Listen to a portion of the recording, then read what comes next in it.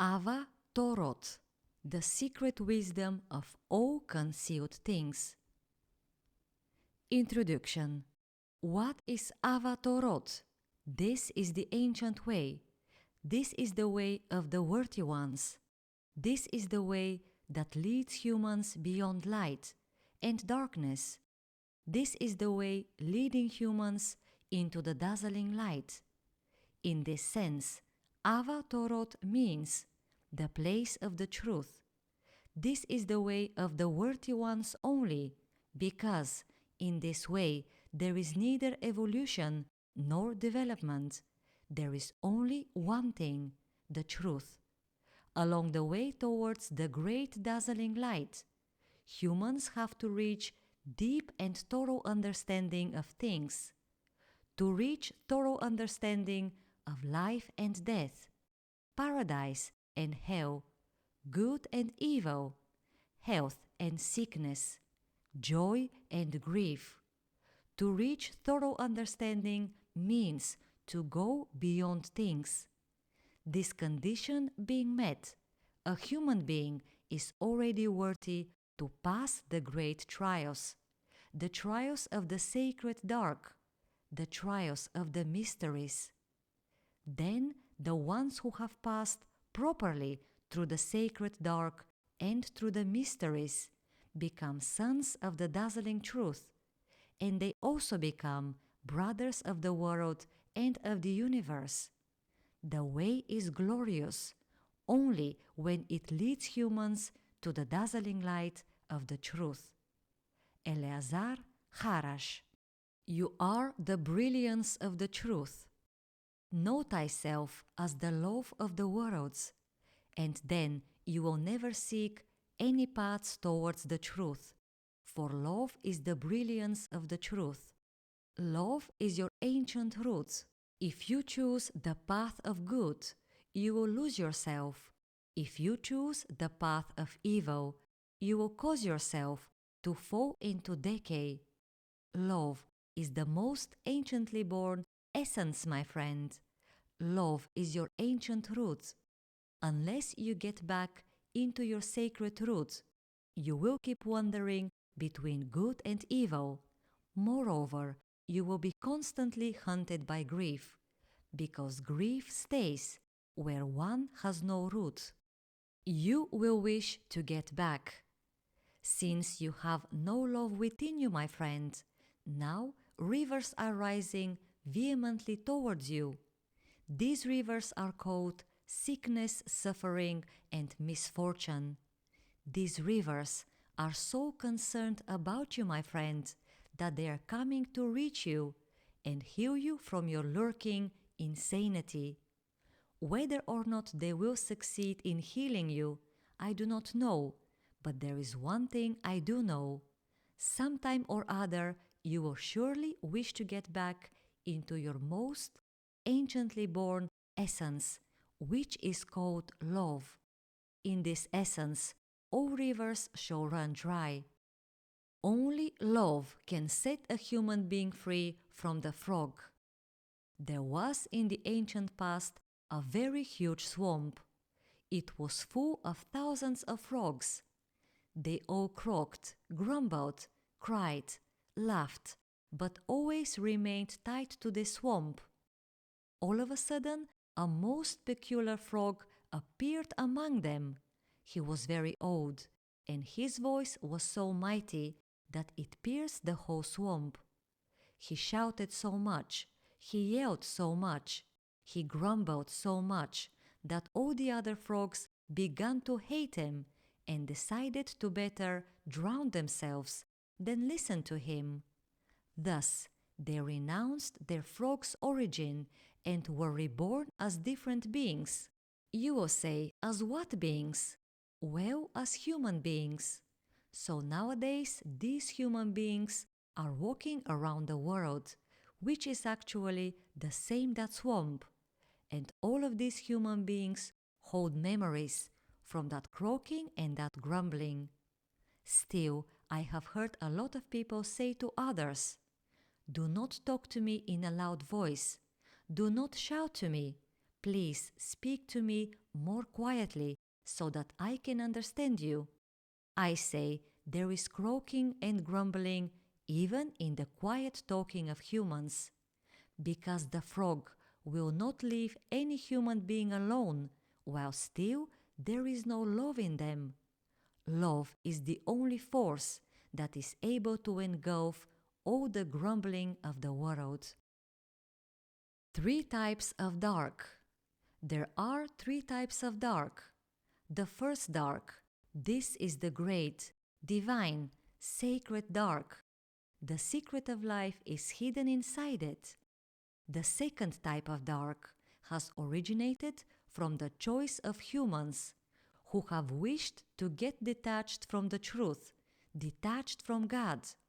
With their own bad thoughts, feelings, and acts, humans have created their own dark and are now living according to the laws of ignorance.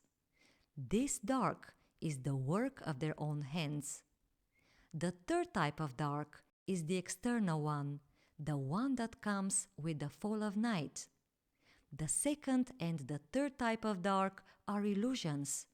The first dark is a sacred occurrence. Those who have the spirit of the truth within them are able to pass through the sacred dark and out of there to tug their own eternal light. That is, to receive from God what is their due since before times began. Only the loving ones are able to tug the secret of life out of the great dark. What is the sacred dark? Do you know what truth is, my friend? The truth, this is the sacred dark. Then do you know what the sacred dark is, my friend? This is the unfathomable chasm of the dazzling light of the truth. So, since you do not have access to this unfathomable chasm of dazzling light, it appears to you as if it were dark. Only when you ripen in your love, only then you will succeed to immerse into this unfathomable chasm. And then you will realize that the dark had been light, and then you will call yourself son of the light. As a son of the light, you will disturb the people of the world. You will disturb their dark. Still, people will go on seeking you because the truth hidden inside you will attract them eternally. What do you see in the deepest dark? You shall be able to acquire life in the moment when in the deepest dark you behold a rose. Who shines in the dark? The light of the one and only ruler shines in the dark. The tears of the dark. O sufferings, these are the tears of the dark inside you, and the dark shall weep until you build a temple of God inside it. We shine in the dark. In the dark we shine through our spirit, and the dark has never captured us. Abandoned by everyone. Inside the dark, you are abandoned by everyone in order to find your own soul. So how can you possibly call this evil? Are you true to yourself? Only in the dark of the trial you can find out whether you are true to yourself or not. Those who are true to themselves have got a soul. Suffering creates reality. Only the one who has passed through the dark of suffering is able to live in reality itself. The rest live inside the light of their own delusions. Tug out your own wings. Your bird is unable to fly, my friend. It is only out of the dark of the severe conditions that you can tug its spiritual wings. Well, then are you that noble to breathe new life into your wings? Evil respects and honors the wise ones. Evil is light, hidden from the sight of humans. Only the wise ones have the right to see through the secret of evil. Evil respects and honors the wise ones, but opposes the ordinary humans. Through evil, God examines you. Through evil, God looks in at the souls of all human beings and their intentions. Evil recognizes the truth. Evil blocks your way because the truth is not in you. If the truth were in you, the gates of evil would be wide open. Everything is actually the light of the only one. Evil is not evil, it is just the divine dark, and the divine dark is actually the concealed light of the only one. Evil is evil only when one chooses it for one's own path. Suffering endows the seekers. If the dark of sufferings does not grant you the new life, you will go on living in the light of your eternal delusions. Humility draws us closer, not knowledge. Those who have got rid of their knowledge are getting closer to the unknowable one. Life springs from love. Humans do both, good and evil. Angels do only good. Demons do only evil, and God bestows life. Life springs neither from good nor from evil. Life springs from God's love. Not wings are needed, but the truth. Evil is a bird without wings. Good is a bird with unnecessary, useless wings. Only the truth is a flight of the spirit. The spirit stands above the light. Within the scope of the light, life has abandoned itself to the very light to guide it. Still, it is not the light that should guide life, but the spirit. The spirit is the brilliance of life, not the light. Divine evil and human evil. There exists great evil, and there also exists fallen evil. God is who works with the great evil. While this great evil is working, new depths of good are being created. Out of these depths, eternal good is formed. When the fallen evil is working, this is actually the human being, amassing its own ignorance. For the time being, this fallen evil is abandoned by God, and it will not give fruit. In the future, when God goes to pay a visit to this fallen evil, it will be transformed as well. Divine good and human good. There exists divine good, and there also exists human good. Divine good opens up the vast expanse, opens up new pathways. Human good creates future evil. It closes the gates to the vast expanse. It deprives humans of their pathway. Any good outside the truth is a sin. Do you know, my friends, why the truth has abandoned you? The truth has abandoned you because you have chosen good as your path. Good is a sin, my friends, because this is your personal good, which is outside the truth. The more good deeds you do, the more you add to evil, because you have abandoned the truth. Only the truth can save you from your own self. May only the truth inside you do the good deeds, and you just enjoy it. Humans have turned temptation into a sin. Once in the ancient times, God created the Garden of Eden. However, a certain kind of evil sneaked into this garden. This evil is called the human being. The serpent was only a guest. They say the serpent is a tempter. Temptation is not a sin, my friend. The sin lies in the one who gives in to temptation. Humans have turned temptation into a sin and are now wondering how to get rid of their own selves. You were born for something more. The Garden of Eden symbolizes veritable good, sacred good, and yet you, my friend, were born for something more. You were born to live in the one who created the Garden of Eden. Still, my friend, due to your enormous knowledge, you have no home, even in the Garden of Eden. Love is your home. You have no home, my friend. You are a wanderer.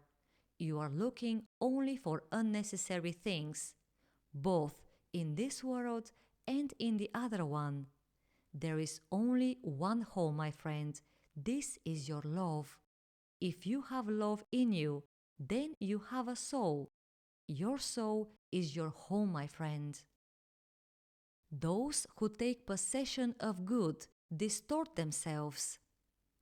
Only evil will set you free from your own self.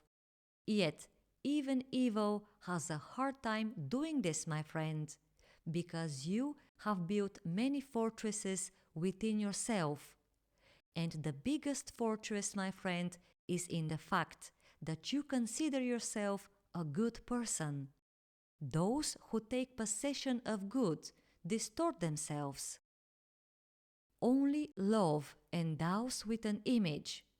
That good which derives from the lack of understanding has distorted a lot of people. Evil has distorted the image of many people. Only love endows with an image. Love has to be directed only towards the unknowable truth. Do not call the unknown the dark. There is no life in the known, my friend. If you seek life, seek it in the unknown, and do not call the unknown the dark, because you will get lost in your path towards your own self. The unknown is the soul of all things. You have to part with your own shadow, my friend. If you have lost the truth, my friend, and if you have descended into an earthly world, then nothing else remains for you to do but to delude yourself with all that is good. Good is a fall from the truth, my friend. You were born to be truth, whereas good is for those who love stagnation. Good is a shadow of the great truth. So remember, my friend, along the path of the shadows, you can never return into the truth. Only love can lead you into the truth. Only the unborn ones have got a pathway. Great is your pathway, my friend, but along this great pathway you ought to totally disappear. Only thus can one give birth to the unborn. As long as you are born, you have no pathway. You have only a spirit of seeking. Only the unborn ones have got a pathway. Evil bows to God inside you. Make evil bow to you, my friend. Evil bows to God inside you. However, do you have God inside you, my friend? Do you need happiness? If you have the truth within you, then do you need happiness? Do you need to be abased? To seek happiness instead of seeking the truth, that is a huge abasement. Sincere, you should better be bad and sincere than good and hypocritical, masters of their own misfortune and unhappiness. Dangerous the evil inside humans is, not the evil inside the devil. The evil inside humans is a cause, whereas the evil inside the devil is a consequence. That is why humans are masters of their own misfortune and unhappiness. You have made good impossible. Humans are not good. Humans just want to be good. However, how can you possibly be good? And how can you possibly want to be good when you have renounced the truth, O humans? You yourselves have made any good impossible. Humans are able to do favors, but unable to do good. Only the truth is capable of doing good. The truth is woven out of eternal good.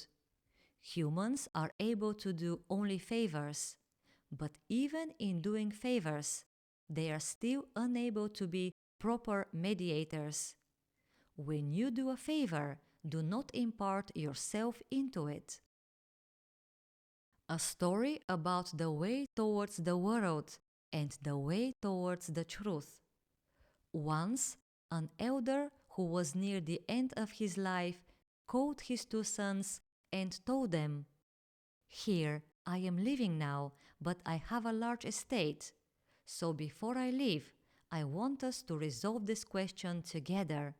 His elder son Abu Hara and his younger 10-year-old son Adir stood before him. The tradition demanded that the elder should address his firstborn son first, and the elder did so. He said, "Here, Abu Hara, I am leaving already, so tell me your greatest wish." Then Abu Hara said, "I want the whole estate." The elder turned to his younger son Adir and asked him, "And you, my son, what do you want?" Then Adir told him, "I want only one thing, freedom unsoiled." So the elder pronounced his last words, "Abu Hara, I am giving you my whole estate, and from this day on you shall possess together with this estate also a gift. This is the gift of the world. It is called Ahovar Vala, which means the gift named unhappiness." Then the elder addressed his younger son and told him, "My son, there is no gift for you. Seek the truth till the very end. And when you walk your path in this world till its end, you and I will merge into one, and you will come to know me, because I will let you see my face." A long time passed, and the younger son returned to his father, and he saw the face of the truth. Ashivara, the inapproachable light. Do you know, my friend, who dwells in the depths of the deepest dark? This is the only one, my friend. Then, do you know what the dark is? In the ancient language, the word for the dark is Ashivara. It stands for one and only idea, namely, the inapproachable light. Only those can step into it who have surpassed themselves through love. Then the only one summons them into the depths of the divine dark, so that they can see and come to know each other in private, away from human and angelic eyes. Ashivara is the only place where you can really see him. Only the loving ones can penetrate there. For the rest, the door is locked with 7 keys. The first commandment of Ava Torot: become truth. If you do not have the truth within you, my friend, then all your life you will deal either with evil deeds or with good deeds, but unreal good deeds.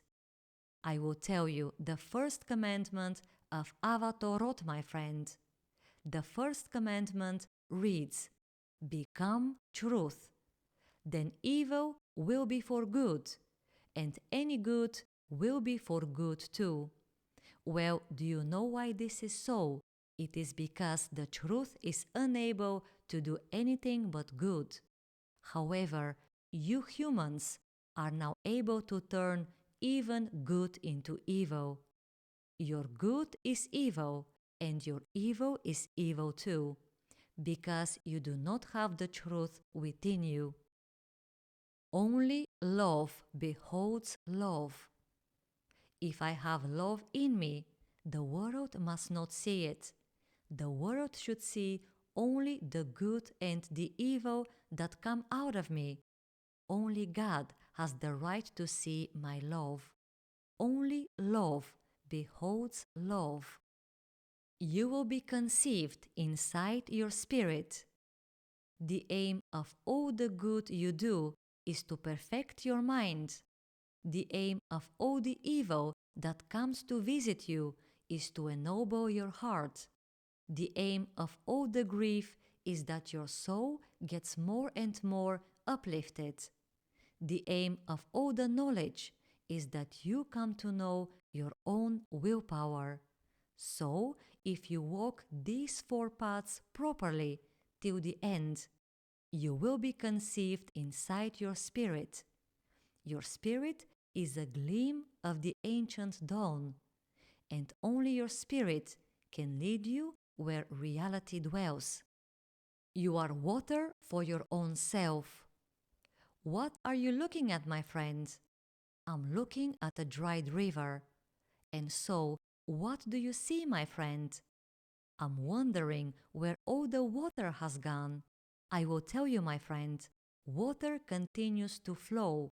So, if you too think in this way, it will begin to flow inside you as well. Water is hidden inside you, my friend. Living water inside you is the only reality, and the water in the world keeps fooling the thirsty souls. You have to be water for your own self. Does the truth need a pathway? There is no pathway, my friend. There are no paths either. If your action is pure, then you are the truth. Does the truth need a pathway or paths? Only those who have lost their own pure action are now seeking a pathway, seeking paths. Pure action is not something good. It is not a good deed. It is the spirit of the truth. He has been living in the path of evil even to this day. The wolf once said to himself, "I will eat this lamb." He was firmly convinced that this was good, and since he believed that this was good, from that moment on, he has been living in the path of evil even to this day. It is the same with humans. All who are convinced that they are good and that they do good lose the truth. Good shall take a rest without him. You told me, my friend, that you are very good-natured and that you had done good deeds all your life. Well, do you know what the very good said to me, my friend? It told me, "How longer will this human being continue to do good deeds? I've been having a hard time." Then the truth told me, "Do not worry, this human being will live 2 more years, and then good shall take a rest without him." When I said this to good, it shone radiantly. Tug out your own inspiration. Inspiration that originates from light is not true inspiration. True inspiration comes from the black waters of the trials. In these waters, inspiration is being baptized, and out of these waters, your inspiration has to be tugged. Only then inspiration will belong to you, and then you will no longer have illusionary light, my friend. You will no longer have the light of time. You will have the wondrous light of your spirit. Your poor light will have hidden itself away to make room for your inspiration, for your spirit. Health is unable to heal you. You are seeking health, my friend, but you do not need health. Remember, health is unable to heal you. Yet I love you, my friend, and that is why I want to tell you, you need sickness, a lot of sickness. They are your helpers. They, with their joint efforts, are seeking to heal you from your insanities. and if they manage to heal you, the Spirit will descend upon you. This is called a sound mind in a sound body. Once you have got rid of your insanities, you already have the right to be healthy. Such is the sacred law, my friend. Both good and evil will have a rest. Love is not granted to you. If love were given into your hands, it would weep, it would moan, and regret its days. Still, may there be glory to the Great One, for He does not err. He has given both good and evil into your hands. Good has had enough of a hard time with you. As for evil, it cannot expect more from you. In your hands, my friend, everything turns into a problem. However, do you know why it is said, "Know thyself"? Because when you come to know yourself, then both good and evil will have a rest. They are waiting impatiently for you to know thyself. Until then, they will keep dying and being reborn together with you, again and again. Do not lose the pathway of discipleship. For thousands of years now, my friend, you have been bothering the truth. The truth wants to teach you, but you want to rule over people.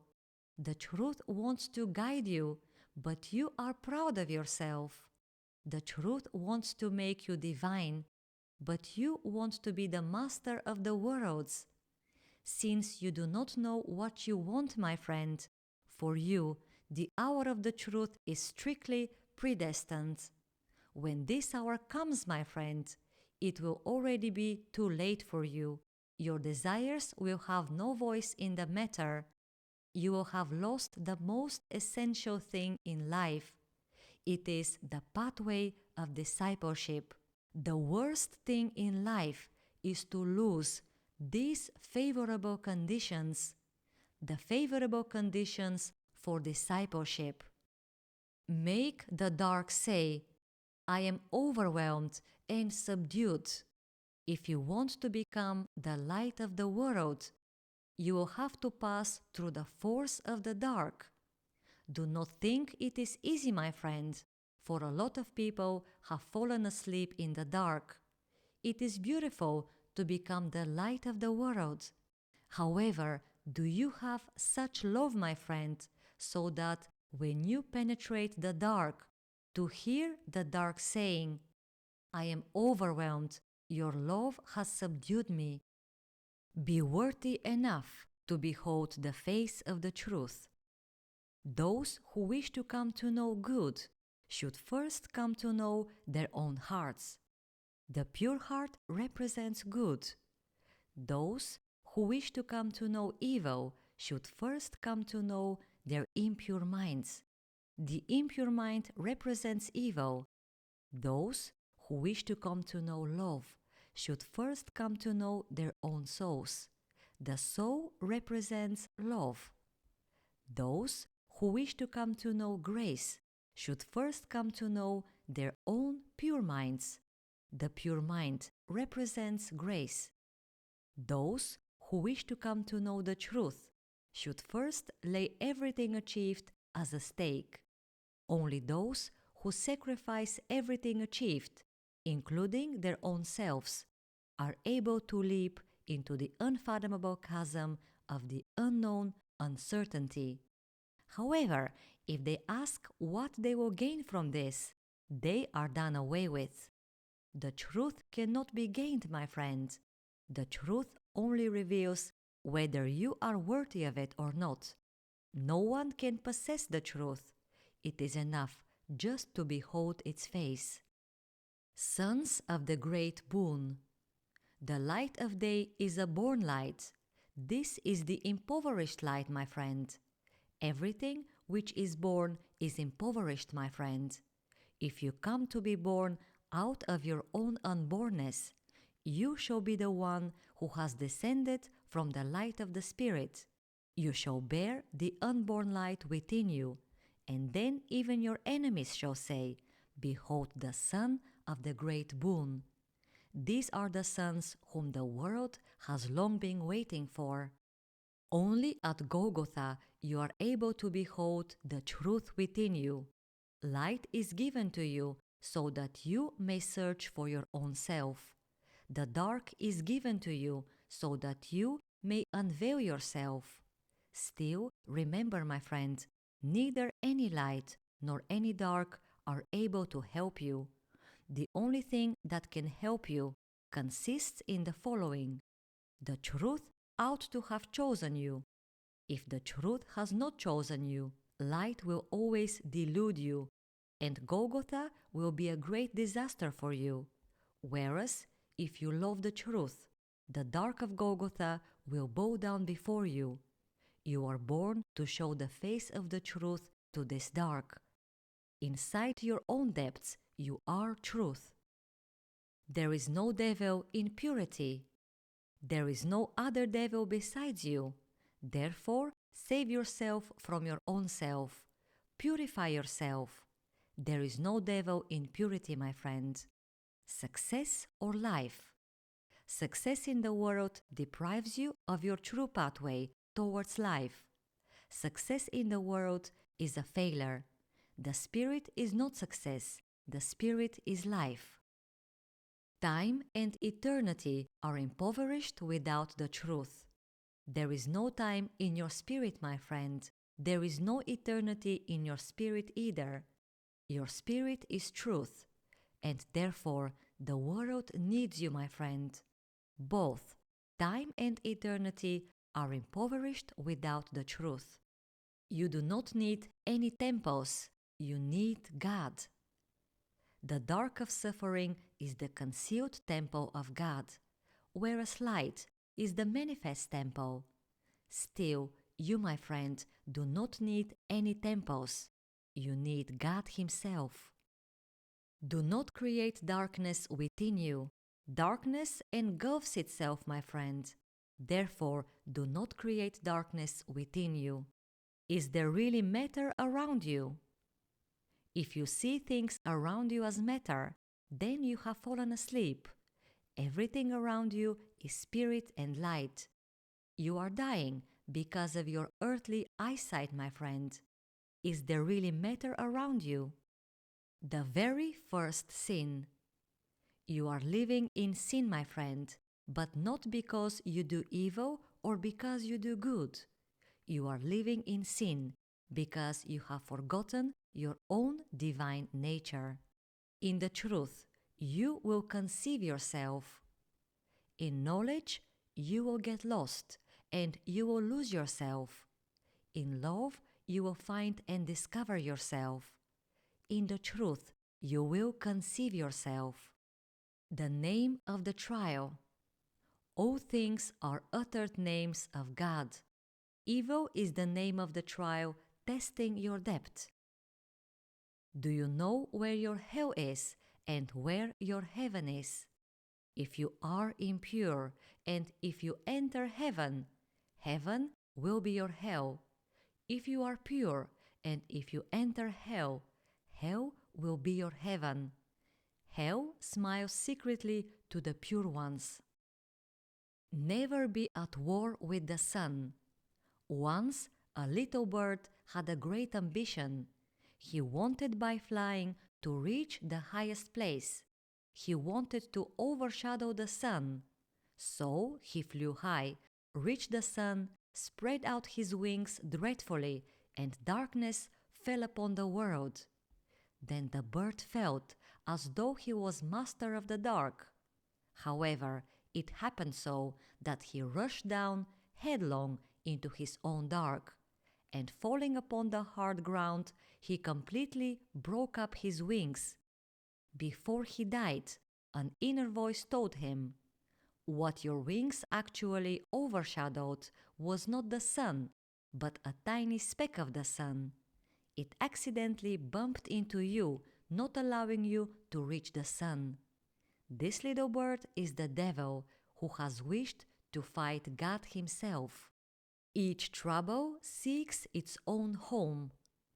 When a certain trouble enters your life, show it your true face, and then it will tell you, I cannot live together with you, you are my own evil.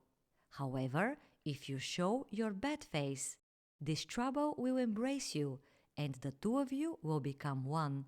Two souls in one body, one home. Each trouble seeks its own home, my friend. If you do not have the truth within you, you yourself will turn into a trouble. If even evil does not manage to wake up a human being, the latter will remain a sleeping rock. Without evil, humans would be deader than rocks.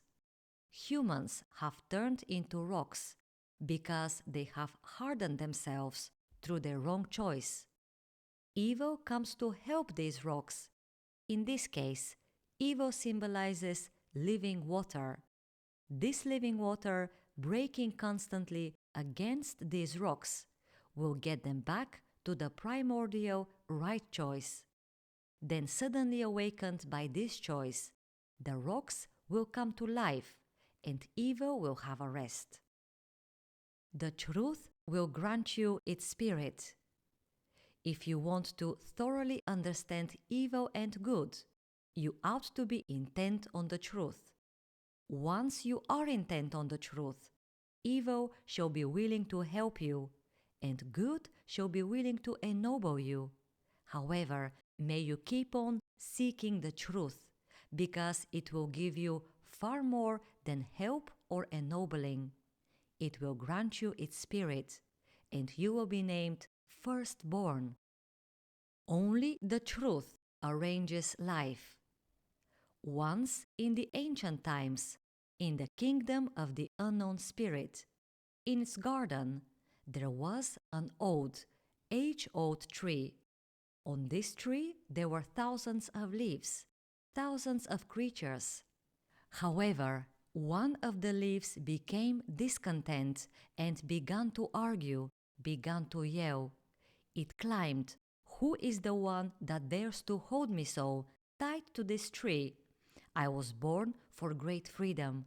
I want no peace, no harmony. I want my freedom. I want to investigate other worlds. I want no higher intelligence. I want only my freedom. I want no truth at all. I want to rule my life independently, on my own."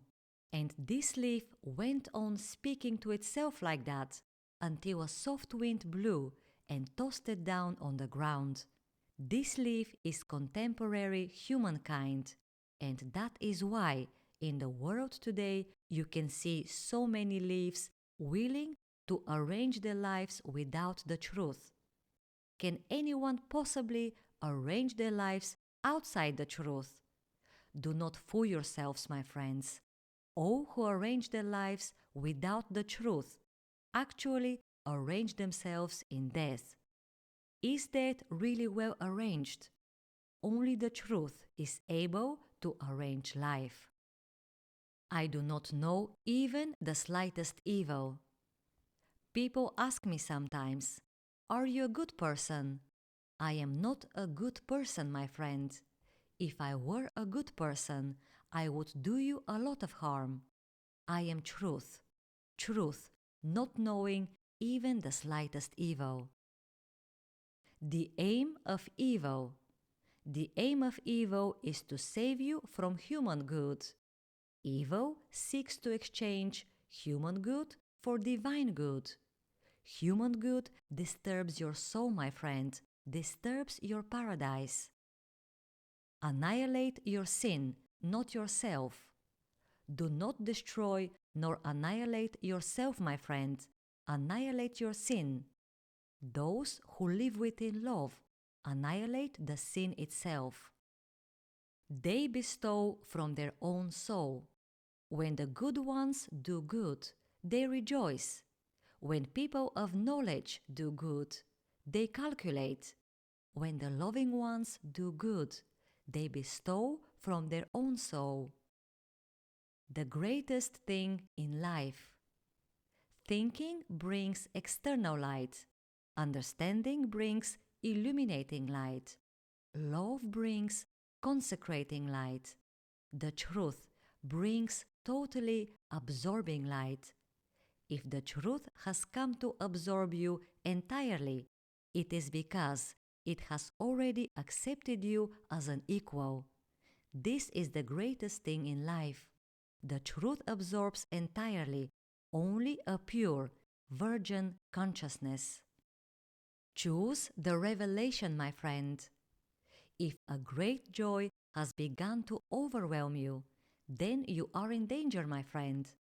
Joy deprives you of your vigilance. With this joy, you can live pleasantly, but you will not have genuine insights about life. If a great despair has begun to overwhelm you, then you are under a blessing, my friend, because in this great despair, you can test your true attitude towards God. I call this despair blessing because it brings revelation about your essence. If you have to choose between joy and despair, choose the revelation, my friend. Choose the concealed within your heart. If God asks me, between good and evil, which one do you choose? I will answer him, I choose only that one which is able to make me a divine being. If God tells me, do you think that evil or good are able to make you a divine being? I will say to him, no, my Lord, in the course of thousands of years, I had been eating the fruit of this tree, and now I already know that this tree gives birth to insanity. For me, I have chosen love. As for you, my God, why didn't you offer me love? Then God told me, love is not to be offered openly. Instead, everyone has to secretly choose love within their hearts. You are the only one who needs a change. The world does not need any changes, my friend. Even the chaos needs not a change. You are the only one who needs a change, my friend. Whereas both the world and the chaos are primordially divine. If there is anything great in life, this is to have God's glance within you. Only then you are able to see that the world is well arranged and that even the chaos is in good order. However, it is you who are not well arranged, my friend. You are not in good order, and you yourself are the reason for all of this. Beauty is impoverished without a soul. Never seek the beauty of anything, my friend. What you ought to seek is the soul of things. Beauty is impoverished without a soul. Never seek the beauty of anything, my friend. What you ought to seek is the soul of things. Beauty is the shadow of the soul. Can you possibly live in the shadow? Live a worthy life in order to get back to the truth. You, my friend, resemble a boat in a stormy sea. The storm is unlikely to cease, and what is predestined to you is to sink into this sea. Still, there is one thing even more beautiful than this, whether you will sink in a worthy manner or not. The sea, this is our world, my friend. Only the worthy ones triumph over the world. Only the worthy ones get back to the truth. After the worthy ones have lived for the sake of the truth sets them free from the world. To live a worthy life, this is the beginning of the great life. To live a worthy life means to have surrounded your mission with a fence of patience and light. Ordinary humans live in the sea of the world and die in the sea of the world. The worthy ones live for the sake of the truth and come to life inside the truth.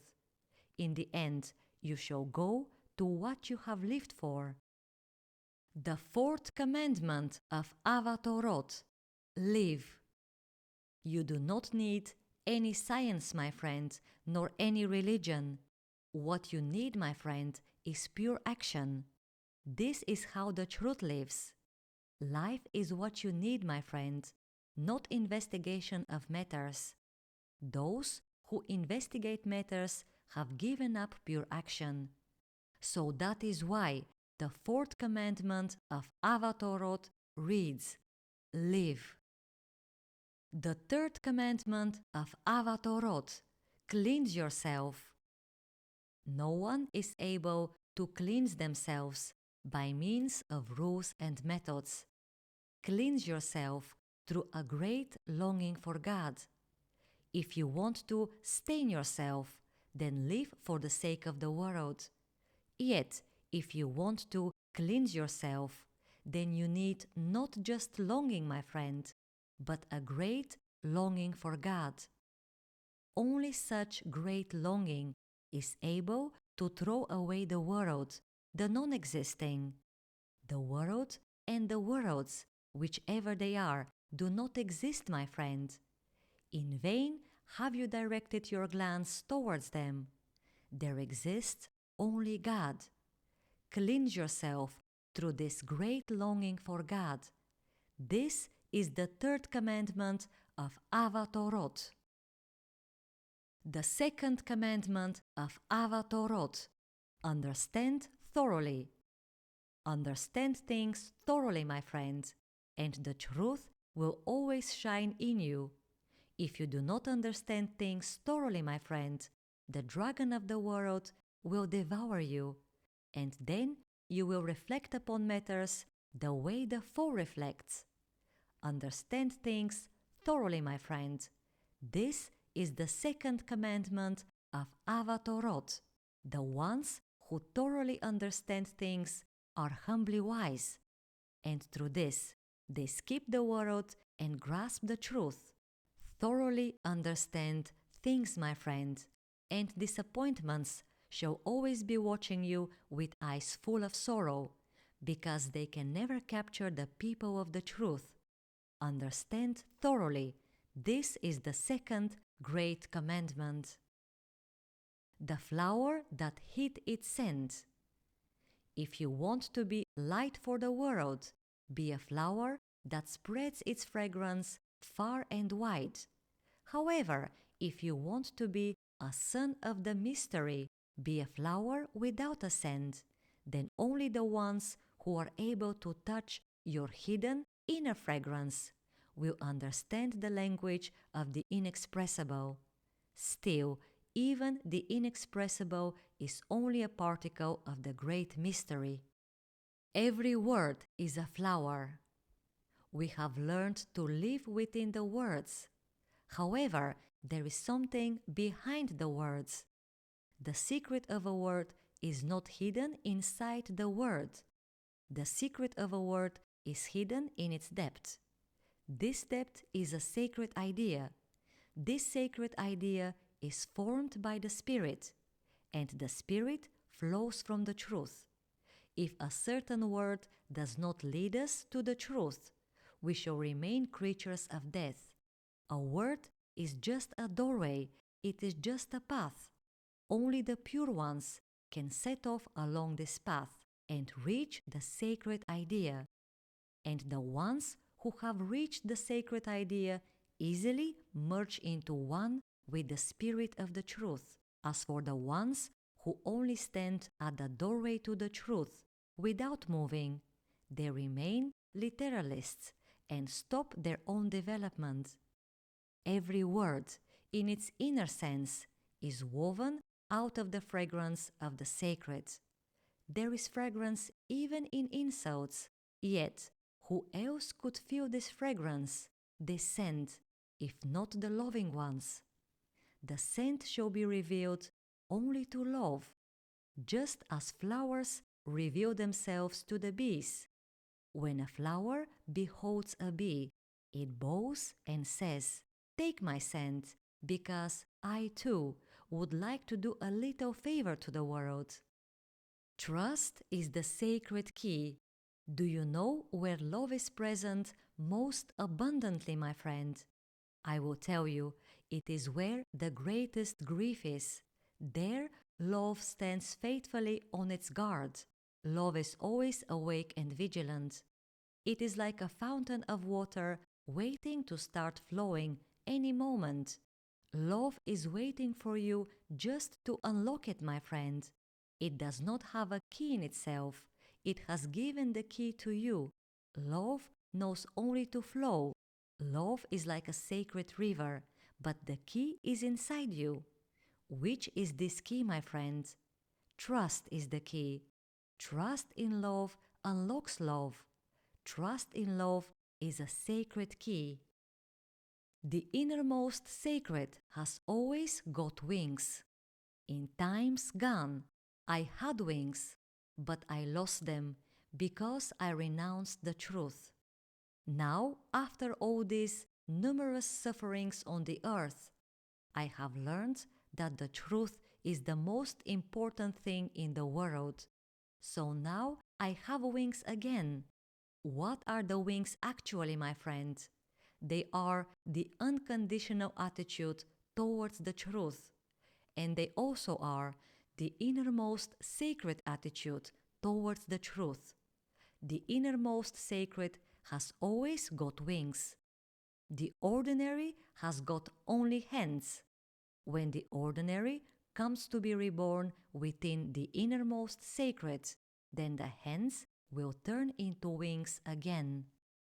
There is one, and only one, way of going to the Ancient of Days. Love gives life to humans, but it does not give them itself. If you make use of this life with reasonable loving, love will show you its face. Life is the shadow of love. Yet, do you know, my friend, that love too is a shadow? Love is the shadow of the most ancient of days. Even love is unable to lead you to the Ancient of Days. There is one, and only one, way of going to the Ancient of Days. It is when and if the Ancient of Days chooses you. Those whom the Ancient of Days has not chosen are the greatest servants of the worlds, whereas those whom the Ancient of Days has chosen serve the great mystery. However, there are still other chosen ones. They have melted into one with him and have become part of him. Without subtle understanding, you shall lose the meaning of life. All human beings who pick up a flower have no subtle understanding of things, and thus they lose the meaning of life. Be boundless. If you are traveling towards yourself, then you are going to find yourself in a blind alley. If you are traveling towards the truth, then you will find yourself boundless. A little blade of grass will show you the way to God. Even a little blade of grass is growing, my friend, and still you keep asking what God is actually, but you yourself are not growing. Be natural as that little blade of grass, and it will show you the way to God. A human being without a secret is a mortal human being. Be like the sea, a secret not revealing itself. If the sea were to reveal itself, it would be dried up. A human being without a secret is a mortal human being. Choose freedom. If you choose life, death will keep stalking you. If you choose death, life will be chasing you. Choose the truth, my friend, and you shall be free. Be a rose, my friend. Be a rose, my friend. Only a rose has the chance to sacrifice itself, but never a thorn bush. A secret from a fathomless mystery. The one who has beheld God is neither a human being nor a spirit. That one is a secret from a fathomless mystery. Seek your imperishability inside the truth. A flower may be picked up. A bird may lose its wings. Water may be soiled. A human being may lose their own breath. As for you, my friend, may you be truth, imperishable truth. Be radiant as your aspiration. Be radiant as yourself, and your own dark will descend upon you. Be radiant as your aspiration, and the eternal truth will descend upon you. That great quest in which you never manage to find. The meaning of life lies in that great quest in which you never manage to find.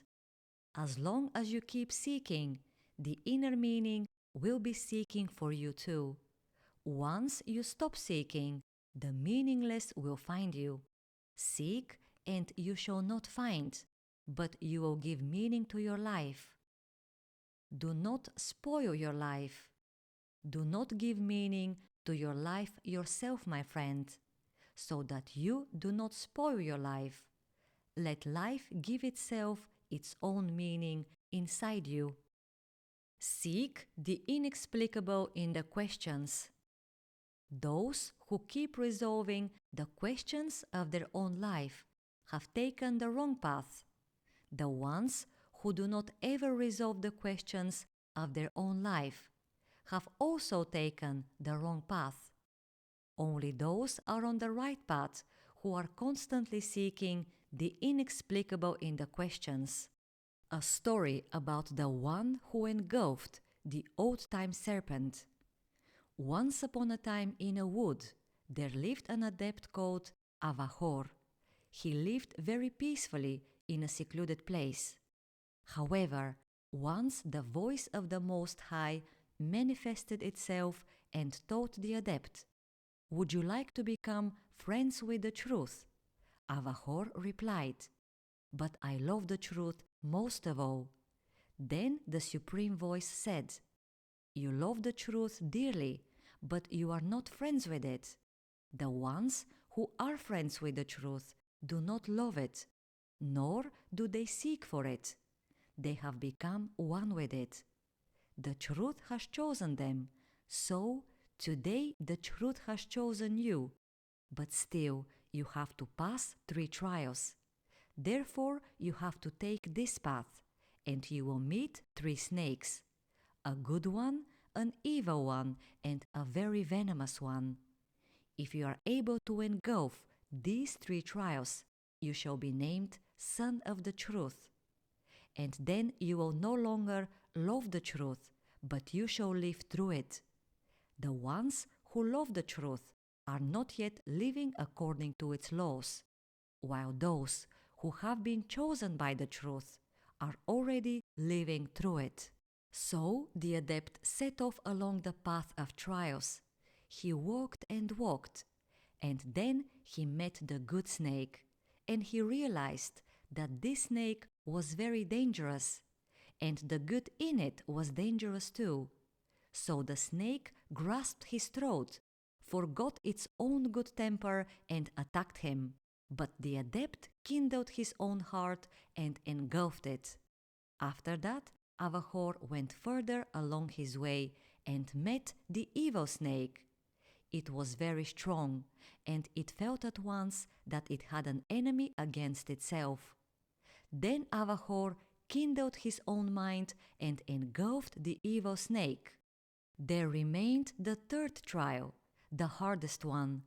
Avahor felt that with his own mind and his own heart only, he would not be able to engulf this great poison, because he knew that this old-time snake, this old serpent, was the Satan himself.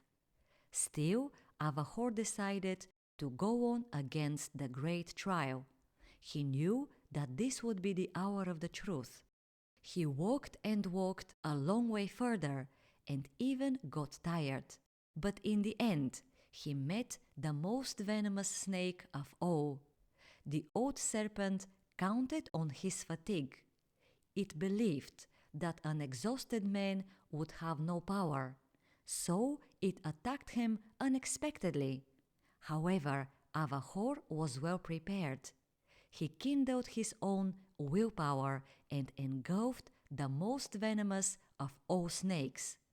He kindled his entire essence and turned into a dazzling, vehement force. Thus, he engulfed the old serpent. So now I am asking you, my friend, what is a kindled heart actually? What is a kindled mind? And what is kindled willpower? I shall tell you, my friend. A kindled heart is kindled love. A kindled mind is kindled wisdom. Kindled willpower is the spirit of the truth, my friend. And all these powers are inside you. Evil is doomed, my friend, but you have to wake yourself up. And when you wake up completely, you will realize that the whole of this story about the old serpent had been one big illusion. Then the Supreme Voice appeared and said, Avahor, you have already become a son of the truth. You have been seeking the truth for a long time now, and you have kindled the truth through this long time searching. From now on, you will no longer seek the truth. It will live inside you forever, and you shall walk the worlds and spread its flame around. Because each soul is chosen to turn into a dazzling light, and each dazzling light will return into the kingdom of the truth. And the Supreme Voice said in conclusion, Avahor, walk the worlds and bring the blissful heralding word to the souls. For the truth is waiting for each soul to go back to it. You just be truth-loving. If you have set happiness as your goal, you will make love grief, my friend. To have happiness as a goal is a very big disaster, very big because you are unable to notice it. However, if the truth decides to make you happy, this will be a sacred blessing. You just be truth-loving, my friend. The truth will do the rest. If the truth decides to make you unhappy, you will attain such depth which you have never even thought of. The truth is able to lead a human being into great grief, and only love within humans is capable of experiencing this grief in a divine way. Thus, the new humans are born, the true, genuine humans. With a grieving heart, love expects the birth of the genuine human being. In this grieving love, the truth of human beings is hidden. The pure is always innermost sacred. The impure is always an illusion. If you are pure, my friend, then even your impurity is blessed. All your actions are blessed. Whereas, if you are impure, my friend, then even your purity is dead, and all your actions are just a distracting entertainment. However, you are unable to live unless entertainment distracts you, my friend. Because if you get deprived of your entertainments, you will have nothing to hold on to anymore. You will become deader even than death itself.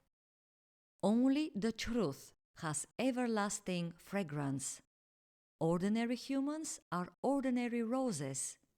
As time passes, it can be seen that only their thorns have grown up. Spiritual humans are spiritual roses. There is a kind of a pleasant fragrance in them. These people do not allow their thorns to grow up. As time passes, though, the leaves of their roses drop off. Only the people of the truth do not depend on time. They are invisible roses. They have neither thorns nor leaves, but they have everlasting fragrance, and the beings shall always seek for them. The universe does not know the mystery. If you want to die, my friend, then live for yourself. If you want to live, my friend, then love all humans and work for them. But if you wish to come to know the truth, my friend, you shall have to live inside the mystery.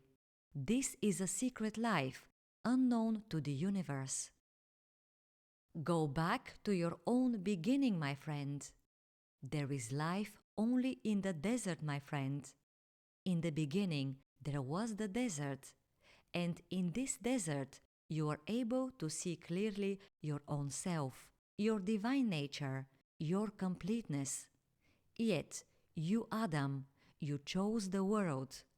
Those who have wished for the world have wished for their own fall and degradation. And today you often stop your glance upon so many things that you cannot see your own self. Go back to your own beginning, my friend. In the beginning there was only God, and you were in unity with God. But today you are in unity with the world, and God is waiting for you with tears in His eyes. He is grieving for you, whereas you are grieving for all those earthly things. You keep climbing, my friend, that fate is predestined, but supreme love says, there is no predestination for any single being in the universe. No predestination ever exists, because great love is the beginning of all things. In the deepest reality, death is life for the innermost sacred ones. Life is perdition for the dead ones. Yet, even the innermost sacred ones do not live in the deepest reality. Only the truth lives there. Only He lives there. And who can possibly tell Him, I am innermost sacred? A waft of your old and insane life. Death is only a waft, my friend. It is a waft of your old and insane life, because for thousands of years now you have been seeking only death. And now you are saying, death is coming to us. And so it does, my friend, so it does. For whom evil is evil? Evil is evil only for those who have renounced the truth. For those who have chosen the truth, the evil that comes to them happens to be helpful. Tug the treasure out of your own suffering. In your suffering, you have to find the radiant sun of your life. The treasure of the truth is hidden in that suffering, but you, my friend, are hiding both from suffering and from yourself. Only the truth is well arranged. Whenever you think you have arranged your life well, my friend, death will summon you. Life is always and ever not arranged. Only the truth is well arranged and settled. Do you know where you are living, my friend? You are living in death, my friend, but you have managed to convince yourself that this is the Garden of Eden. This is the Garden of Eden, my friend, but your own Eden. Come to know the sacred tears. You are crying, my friend, because you have lost your child. You are crying, my friend, because you have lost your house. These are dark tears, my friend. I call them tears of insanity. I too am crying, my friend, crying for you, not for what you have lost, because it has never been yours. I am now crying for you, my friend. I am crying because you have lost the truth. These are sacred tears, my friend. Will you ever come to understand my tears? Not a house, but a temple of the truth. Never build a house for yourself, my friend, and never build up plans for your life. What you have to build is the temple within you, and what you have to plan is the sacred action. Sacred action will lead you into the temple, and the temple will lead you into the truth. The truth unlocks all worlds, my friend, and this is your home. Real and unreal tears. When ordinary people cry, they increase their own darkness. When spiritual people cry, they increase their own goodness. When loving people cry, they become one with the truth. The tears of the third type are the only real tears. Those who are capable of seeking shall turn into sacred essence. Do not seek me inside evil, my friend, because through evil I can only make you grieve. Do not seek me inside good either, my friend, because through good I can only help you. Seek me only inside the truth. Only there you shall behold my face, and whoever has beheld my face turns into sacred essence. Can you ever compare this sacred essence to good or to evil? A concealed seeker. For a seeker of the truth, there exist no barriers at all. Once a concealed seeker has penetrated into someone, then even that someone is not able to stop him. A concealed seeker is a secret covered with a veil. Death is the concealed blessing of God. Whenever in this world people become rich, they spoil their minds. Whenever in this world someone falls in love with someone else, he or she spoils his or her own heart. Whenever in this world people develop their own strength, they spoil their own willpower. Whenever in this world people fall into poverty, they lose hold of their own souls. All of these form the acquisitions of this world. And finally, for all those impoverished souls, a gift from heaven comes down. God grants them death. Because, my friend, why do you ever need a spoiled mind, a spoiled heart, a spoiled will, and an impoverished soul? That is why God is merciful. Death, this is God's mercy, my friend. Therefore, as long as you keep spoiling every single thing, you will keep dying. Fall in love with the truth. If you fall in love with good, evil will fall in love with you. You will not like this falling in love, my friend. Fall in love with the truth, my friend, and then God will fall in love with you.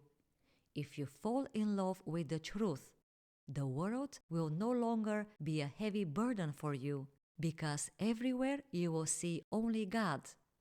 Those who see only God are invisible for the world. To know thyself is when the truth comes to know itself inside you. Do not get acquainted to friendly people, and to unfriendly either. You have still not come to be friends with your own self. Know thyself, my friend. This is the meaning and the purpose of your life.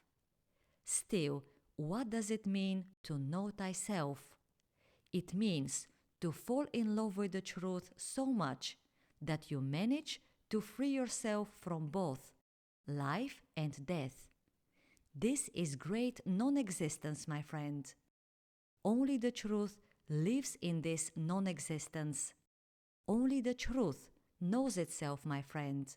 The truth is a revelation for its own self. The ones who are overfilled with love are the manifest omen for the world. Life is a restriction, my friend. Death is yet another restriction. Life is just like health. Death is just like sickness. Health keeps bringing you joy until this joy leads you to death. Sickness keeps bringing you anguish until this anguish leads you to death too.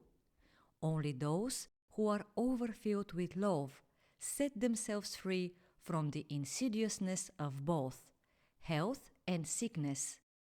Those who are overfilled with love life gives them a smile. Death bows to them. Health gets amazed at them, and sickness admires them. The ones who are overfilled with love are the charm of the world. This is not an ordinary charm, my friend. This is the proto-light, which is beyond life and beyond death. This proto-light is your origin. It is through the truth that we choose the Most High. Happiness is attachment to your own self. The truth is attachment to the Most High. Through happiness we choose our own selves. Through the truth we choose the Most High. Only the truth can save you from happiness. The road to success and happiness in this world gradually prepares humans and the world for destruction. For the truth to be born, happiness must be destroyed. Happiness has deprived humans of the truth. A happy man is a man with no direction, no pathway. Love, not happiness, is the gate towards the truth. The happy ones are surrounded by death, and this is their happiness. The loving ones are surrounded by immortality, and this is the gate towards the truth. Where the truth is, death is impossible.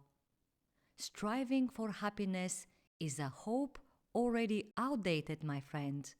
Do you really want to be happy and then die? Seek the truth until you find it, and death will always sidestep and evade you. Where the truth is, death is impossible. Be truthful, not happy. To hell, happiness is joy. To death, the truth is sorrow. In the truth, you will get back what you have lost. In happiness, you will miss and lose your own development. In impatience, you will lose your own strength. In hatred, you will lose your eyes. In the truth, you will get back what you have lost. Everything shall be retrieved in the truth. The place of the dark. On the surface there is life. In the deep there is only spirit. On the surface there is movement. In the deep there is only death. This death is great calm for those who have been seeking the truth, whereas for those who have never sought the truth, this is the place of the dark. Only the truth is beyond suffering and beyond bliss. There is poison in this world that you can cure many people with. That poison has a healing effect. In the world, this poison is called hatred.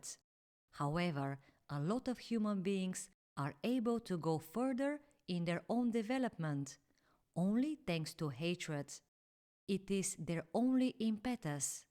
Hatred makes them think, work, plan, move, until finally it makes them pay a visit to suffering. Suffering is the oldest father of humankind. It has the ability to heal. Suffering is a great healer. There is something in this world that kills people. This is the elixir of life. This elixir is called bliss. Bliss demands that you give up all that is human. Bliss is poison to those who love human, earthly matters. Bliss is poison for the impure ones. It disturbs their development, and that is why they do not seek it. Whereas bliss is the elixir of life for those who have overcome their own impurity. Poison has two faces. Bliss is double-faced too. Only the truth has just one face.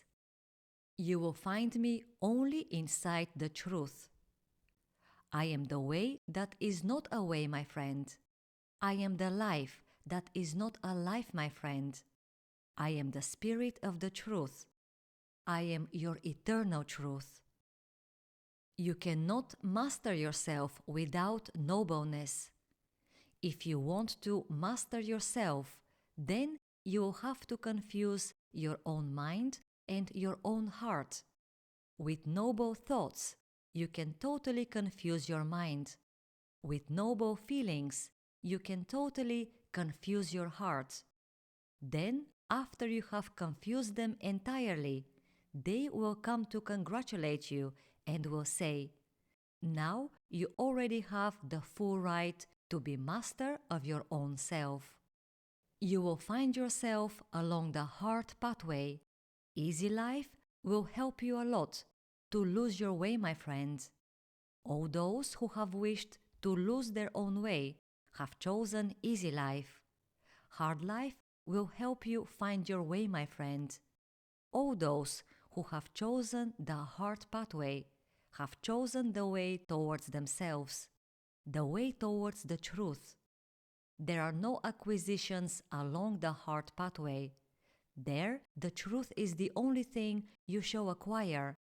Those who have acquired the truth have got nothing, and still they possess everything. Smile to suffering, my friend. Once you get into the dark of great suffering, you should smile, my friend, and rejoice. Taken alone in itself, suffering has got no smile, no joy. When you smile to it and rejoice at it with all your soul, thus you open a sacred door, and then the truth enters, relieves all the suffering, and calls you my friend. The truth is always waiting for its friends to come. Seek your primordial heart. Seek your heart, my friend. You still have no heart of your own. You have obsessed your own self with the black waters of your unwise desires. There exist still other desires, my friend, wise desires. They shall lead you into your heart, your primordial heart. This is your own heart, my friend. Your heart is created with the aim to illuminate the whole world. Only the truth brings salvation. If your goal is paradise, my friend, you will be brought to hell. If your goal is hell, my friend, you will be brought to the inferno. If your goal is the truth, my friend, you will be brought out. This is called salvation. Those who have chosen the truth are walking towards freedom. Joy fills you with life. Grief refreshes and renovates you. Paradise deludes you. Hell burdens you. Good rejuvenates you. Evil makes you prematurely older. Only the truth sets you free. A story about the joyful frog and the sad nightingale. I once knew a certain nightingale, and he knew me because we were friends. He used to sing wonderfully, but was very sad. His sadness was huge, because people did not want to listen to his singing. I also knew a certain frog, and he knew me. We were friends. He was a very joyful frog. He used to croak so silly, and yet his joy was so huge. Once he told me, "Look, my friend, I am croaking so silly that I cannot even hear the words coming out of my mouth, and still so many people come to listen to me that I began rejoicing at my own music." I will tell you, my friends, the nightingale is sad because there is no one to hear the word of the truth. The frog is joyful because human words have got big audience. People love to listen to the noise of human words. Today, the entire world is full of evil's news. Is not this the frog croaking? Still, few are those listening to the music of the nightingale, that is, to the word of the truth. This is so because the truth is the greatest disturber of humans end of the world. The nightingale is sad, my friends. The one and only law throughout all the worlds. Love for the truth is the one and only law throughout all the worlds. This law stands for unity. This is not seeking of the truth, but becoming one with the truth. The magic of love represents instantaneous unity with the truth. Unity means truth-likeness. The one who is like the truth is allowed to say, I am who I am, and there is no one else, and also, I am a flame within my own self. The truth is truth when it is all alone. Joy is concealed grief, my friend, whereas happiness is lurking failure. Only the truth is able to set you free from this grief and this failure.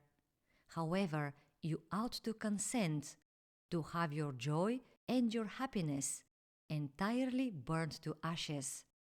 Only then the truth will come. The greatest thing in life is to remain all alone with the truth. Yet there is something still greater than this. It is to disappear in the truth, because the truth is truth when it is all alone. Only the truth exists. Be truth-like, my friend, and you will find out that gates are open throughout all worlds. Without truth-likeness, you will live a desolate life. Find the truth, my friend, and you will find out that even life does not exist. Even you do not exist, my friend. Only the truth exists. Seekers of the truth set themselves free from their own selves. Those who are ardent in seeking the truth set themselves free from all limitations. The most important in this is that they set themselves free from their own selves. Only those who are free from their own selves are able and allowed to commune with the truth. The spirit of a seeker. There is no joy in the truth, and there is no grief. There is no good in the truth, and there is no evil. There is no health in the truth, and there is no sickness. There is no life in the truth, and there is no death. There is only one thing in the truth, the spirit of a seeker. There is no grave for the dazzling light. The planet Earth is the greatest graveyard of the universe. Millions of people are living in this graveyard. And these people are asking, out of their graves, is there life in the other worlds? Those who wish to find out whether or not there is life somewhere should not leave a grave behind themselves. They should not even have a shadow. They ought to become themselves pure, dazzling light. Coming out of the abyss of getting silly. Those who regret about all the wrong they have done are getting silly together with their regret. Those who regret about all the good they have done are getting even sillier. Those who have loved egoistically, their getting silly is even greater. Only those who love the truth shall develop inside themselves higher intelligence that will engulf the abyss of getting silly. Heaven is in your wide awakeness. Those who live on the earth and who have set as their goal to get into heaven shall get onto another earth even worse than this one. Heaven is not something that can be sought. Heaven is something that comes to manifest itself. Before you are born, you yourself have been the very heaven. Therefore, do not seek heaven in a certain place. Just wake yourself up. A conversation about freedom. Once Master Alihor asked his disciple, "Tell me, Avorai, which is the way towards finding yourself?" This way lies in going deep within yourself, said Avorai. Tell me, Avorai, which is the way towards losing yourself? Losing yourself lies in the great interest towards your fellow beings, replied his disciple. Then Master Alihor taught Avorai, both ways are pernicious, my son. Choose only the truth. Only the truth shall save you from your own self and from the others. This, my son, is called freedom. A conversation about the one and only friendship. The master asked his disciple, Tell me, Avorai, does paradise exist? No, master. Does hell exist? No, master. Does the world exist? No, master. Then the master asked, And how will you explain the fact that they do not exist?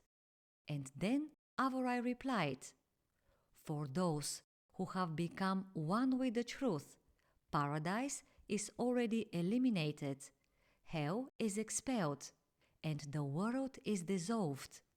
They have fixed their piercing glance on the truth so intensely that they have allowed their spirit to deal neither with paradise, nor with hell, nor with the world. The wisely intelligent ones have chosen only one friendship, the friendship with the truth.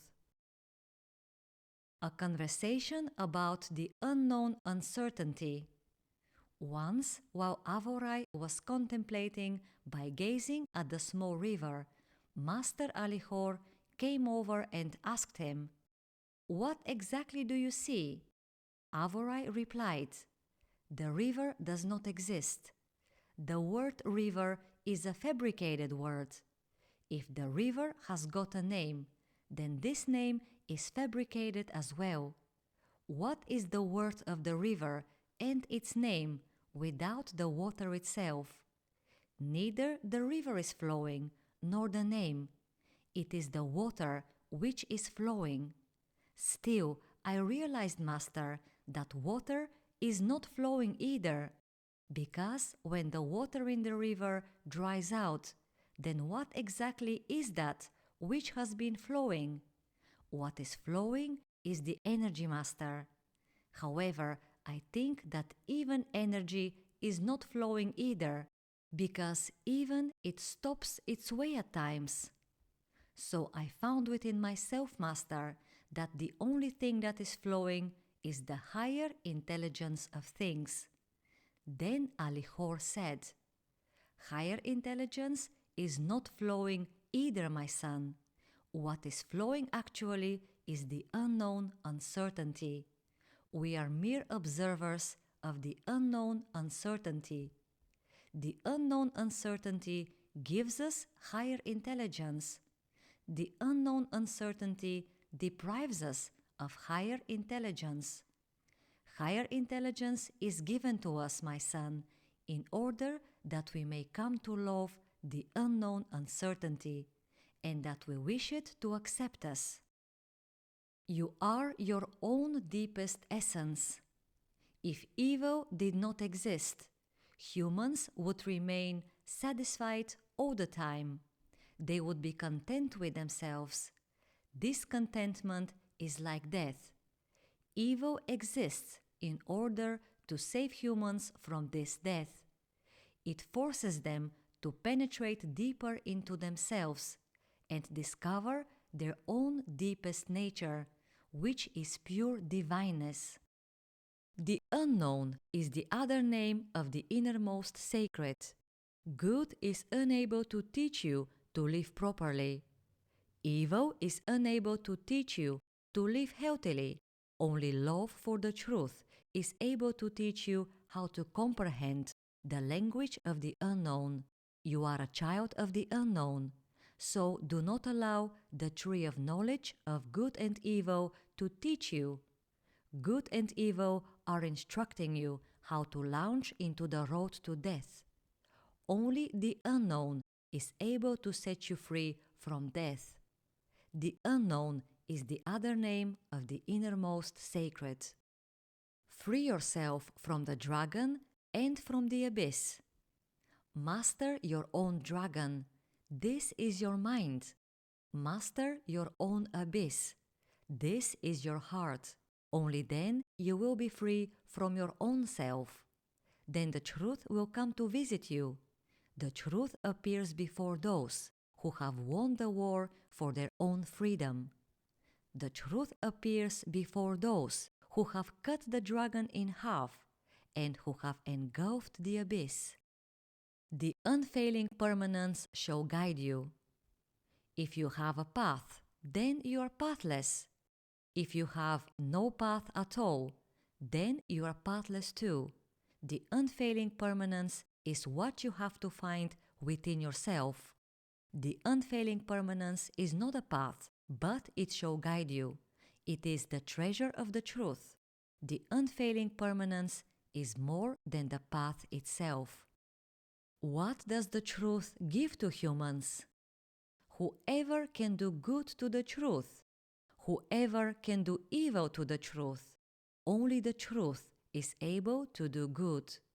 The truth gives to humans more than good or evil, more than life or death, more than joy or grief, more than health or sickness, more than light or dark. The truth gives to humans only one thing, itself. Only a seeker of the truth is able to survive inside its dazzlingness. The supreme truth is dazzling non-existence. Inside this dazzling non-existence, you can neither live nor die. There even the soul of a human being cannot enter. A soul can live only inside love, and only love is able to bring back the soul to its primordial state, which is the spirit. Only the spirit of humans can exist inside the truth. In this existence, humans are not humans. They are pure spirit, and they neither live nor die. This spirit has become a part of the dazzling non-existence, and therefore the spirit is a bearer of a part of the dazzling truth, which appears as death to the non-seekers. Yet matters are different for the seekers. Seekers are able to enflame themselves through the vision of the dazzling spirit, because in the spirit they shall perceive their own primordiality. For all the rest, the living and the dead, this dazzlingness of the spirit is actually death and disturbance. Seekers surpass life. The only ones who actually live are the seekers of the truth. A seeker of the truth is a phenomenon deeper than life or death. When ordinary people rejoice or grieve too much, they do not actually enrich themselves out of this joy or this grief, nor do they get richer in spirit. Only a seeker of the truth is able to penetrate into joy and grief, and even enrich them, while the very seeker gets richer in spirit. Only seekers of the truth add meaning and sense both to time and eternity. Under time, I mean death, and under eternity, I mean life. A seeker adds meaning and sense to everything, even to the senseless things. Some people would ask, what does a seeker keep seeking? Only seekers know that. Everyone has to walk the way to their own spirit. Only those who are in love with hardships are able to penetrate into their own deepest essence. The ones who are used to evade hardships actually evade the truth. Seekers of the truth impart their own spirit into everything.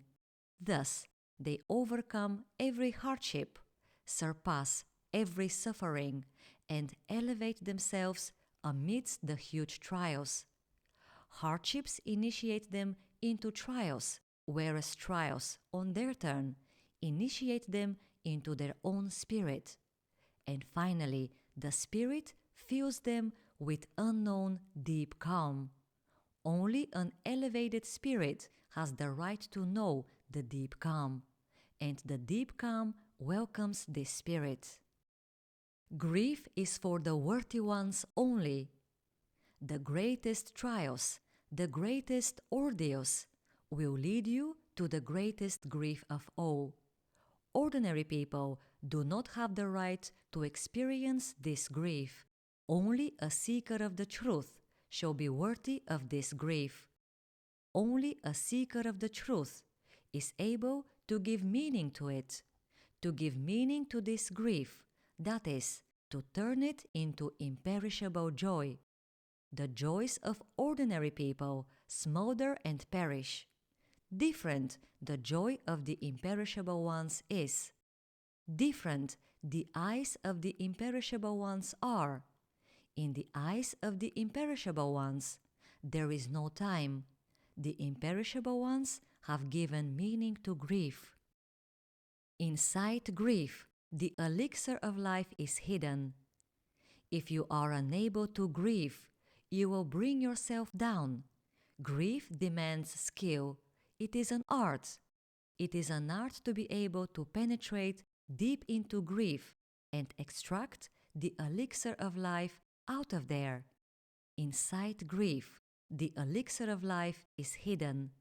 The elixir of life is the other name of your soul. It is also called living water. From this water you can drink eternally. In the unfathomable chasm of life, enemies disappear. For those who do not have love within them, trials are preparing ambush. Trials turn into enemies for those who lack love. And therefore it is said, "Love thy enemies." Why is it said so?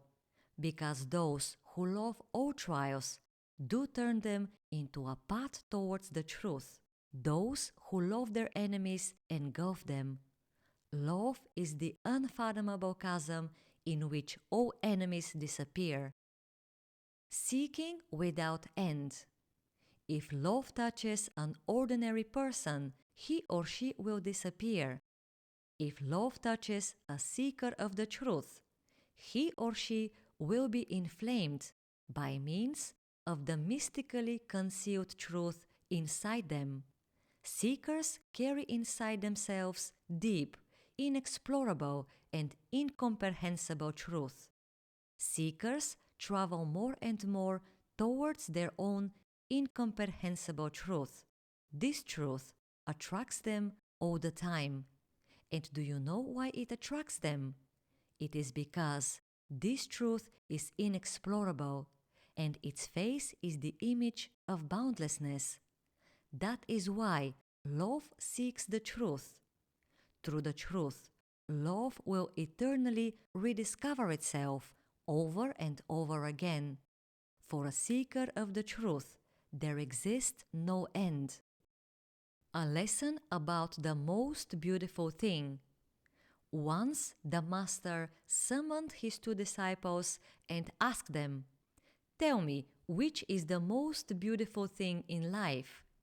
The first disciple answered, "The most beautiful thing in this world is water. If there were no water, beauty in this world would perish."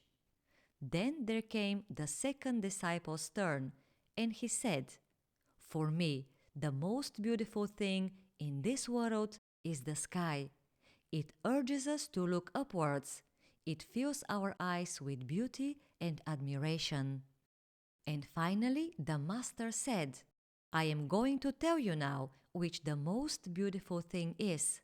The most beautiful is hidden from the eyes of the world. It is also hidden from the eyes of life and from the eyes of death too. What is beautiful cannot be expressed, but it can happen. It can be experienced by the chosen ones. This happens when a chosen one is deprived of all that is water. It is actually every living thing that he or she has ever loved. then the chosen one is being deprived of the sky. It is actually all that is spiritual, all that is unearthly, and that he or she has ever loved.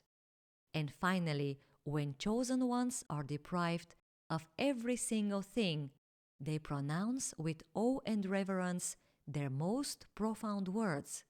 You have given me everything, and you have taken everything away from me.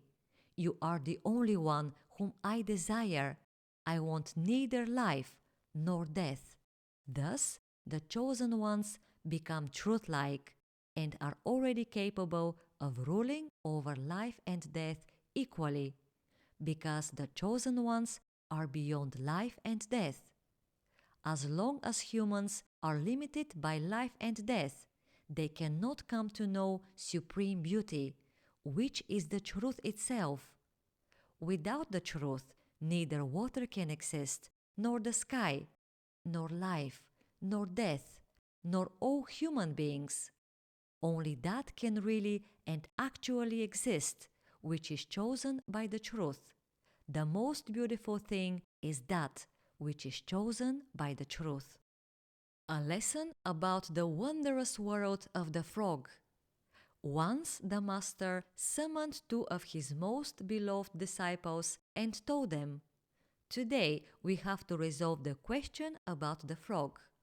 So he took them to the old swamp and showed them a big frog. In this very moment, the frog was singing his favorite song in a loud and screaming voice. Then the master said, "Here, listen, this is the oldest song in the world. What does it mean, this song?" And the two disciples went deep into themselves, into profound reflection, in order to find out the secret of the frog. A short time passed, and the first disciple said, "I see a great protest inside the frog. In my opinion, this frog denies life, and the more he denies life, the more piercingly he croaks. He has chosen rebellion and lack of understanding for his own way of living. He wants to teach us that if we live like him, our home will be the swamp." Then there came the second disciple's turn. He said, "According to me, when the frog croaks screamingly, he seeks his creator. He cannot live peacefully unless he finds him. The frog's croaking is actually his prayer. He sounds a little harsh, but his soul moans for God. After all, in the end, it is not important whether you are a human or a frog. What is important is to reach your Creator, touch his heart, and go back to him." When this conversation was over, the second disciple asked, "Master, tell me your opinion on the frog." Then the master said, "The frog sings one thing to the world outside, while at the same time, in his inner realm, he sings about the harmony of the worlds. A lot of croaking will create great love for silence, until one wondrous day the frog will return into silence, and only then we shall be able to behold his beautiful soul. All sounds originate from silence and will return into silence. Thus, every single thing will return to its creator. If you seek the truth, then kindle your ancient and unborn love. As long as you keep living, you cannot come to know the truth. As long as you keep dying, you cannot come to know the truth. As long as you are a sinner, you cannot come to know the truth. As long as you are a saint, you cannot come to know the truth. Life and saintliness are only a preparation for not knowing the truth. Death and sin are only a preparation for destroying and annihilating your own self. Joy and happiness are only a preparation for a very crafty sidestepping of the truth. Still, are the joyful and happy ones, able to outwit the truth. The sowing of seeds of joy and happiness is only a preparation for future insanity. As for you, my friend, you who want to come to know the truth, first of all, you have to turn yourself into fire and flame. Into flame and fire. It means that you have to kindle your ancient and unborn love within you. Only after you do this, only then you can come to me and ask me, what do I have to do in order to come to know the truth? And then I will answer you in the language of the unborn ones. Thus, you will hear the word without words. This is the law of the mystery. Only love is able to behold the smile of the unfathomable chasm. If you reach the depths of good, you will behold your own angel. If you reach the depths of evil, you will behold your own devil. The depths of good and the depths of evil are far too shallow before the face of the unfathomable chasm. If you want to know the truth, you will have to face the unfathomable chasm. Then you shall see the Great One. If you are too good or too bad, you will turn into ashes. Good and evil cannot withstand the most ancient emanation. However, if you, my friend, are carrying within you the vehement power of love, you shall behold the smile of the unfathomable chasm. Then the Great One will come himself and tell you, "Come here, my son, for I have waited for you so long." The only genuine subsistence is the truth. Look at the living ones, my friend. They are already dead and unfit for the truth. Look at the dead ones, my friend. They are actually alive and also unfit for the truth. Both the living and the dead ones inhabit the wondrous realms of delusion. And for them, delusion is infinite. Everyone is obliged to burn out their own infinite delusion. Only those who are burning for the truth neither live nor die, nor delude themselves. They only exist within the breath of the truth. And only this great truth is their one and only subsistence. As for those who live and die, they are always hungry and thirsty. All those who have still not found the truth inside themselves will feed either on bread or on stones. As long as you feed on bread or stones, you are not worthy for the truth. Everyone has to find their own godlikeness. If you do not defeat the dark within you, the dark will engulf you. The dark will engulf only those who have renounced the truth. All who are faithful to the truth will receive a ray of its dazzling light. This dazzling light is the sword of the truth. Only this light is able to cut through the dark, and only then you can behold the secret of your life. This secret is called godlikeness. The supreme unknown dark 6666. There exists a dark that is far more than any light. In this dark, the secret book of life is sealed. No one can fight against this dark by means of any weapon. No one can fight against this dark by means of any gifts or abilities. No one can defeat it even by means of wisdom. The only way to defeat it is to become a being of the truth. Yet, even this is still not enough. The greatest ancient of days has to choose you. Those beings of the truth who are not chosen always rule over themselves. They are good servants of the spirit of life, whereas those who are chosen by the great ancient of days do not serve the worlds, nor do they serve their own selves. They only serve the great mystery. Only they have managed to pass through the deepest dark that is unknown to the universe. They are the only ones who have dazzled this dark. The secret of this dark is written as 6666. Only the 24 elders have passed beyond this symbol, and therefore they are pillars of the created and the non-created universe. The way of the secret and the way of the mystery. There exists a secret of life and a mystery of life. In order to penetrate into the secret of life, you have to face the greatest evil. In order to penetrate into the mystery of life, you have to face the supreme dark. At each encounter with the greatest evil, humans grow in their development. If they get over this evil, they become sons of God and beings of love.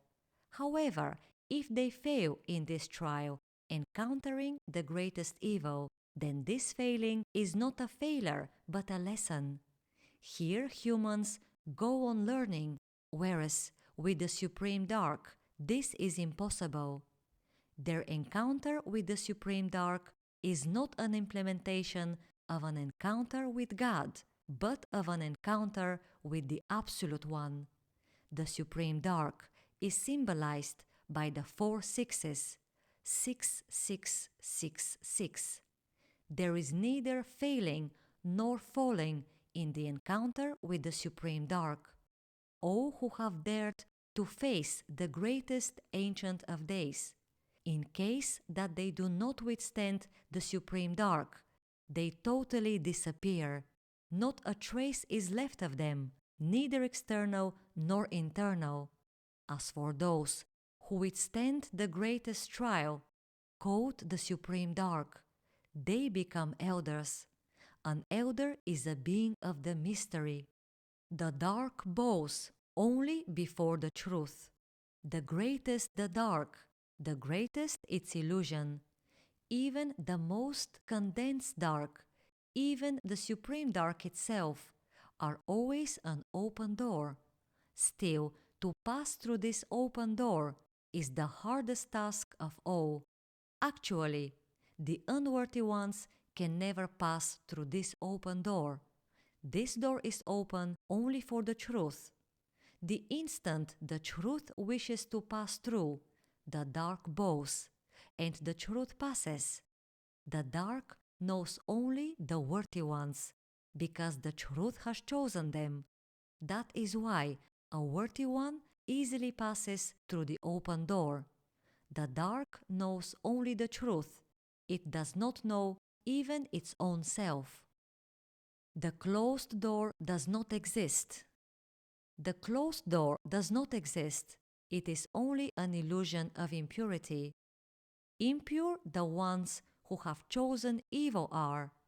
Wherever they go, they crash into the illusion of the closed door, that is, into the illusion of limitations. Only the truth-loving ones are free from all limitations. For them, each door is open. For them, not only the world is an open door, but also the solar system and even the universe. Therefore it is said, the truth shall set you free, because who can possibly set limitations to the truth? The truth unlocks every door, whereas a single lie is able to lock all doors. He surpasses every supreme wisdom. There exists one great mystery in the world and in the universe. This is the mystery of evil. That evil which is also called the King of the Dark. The King of the Dark is not a person. The King of the Dark is an essence. This great essence has been emanated by the greatest mystery of all the worlds. The name of the greatest mystery is expressed by means of the external language as the most ancient of days.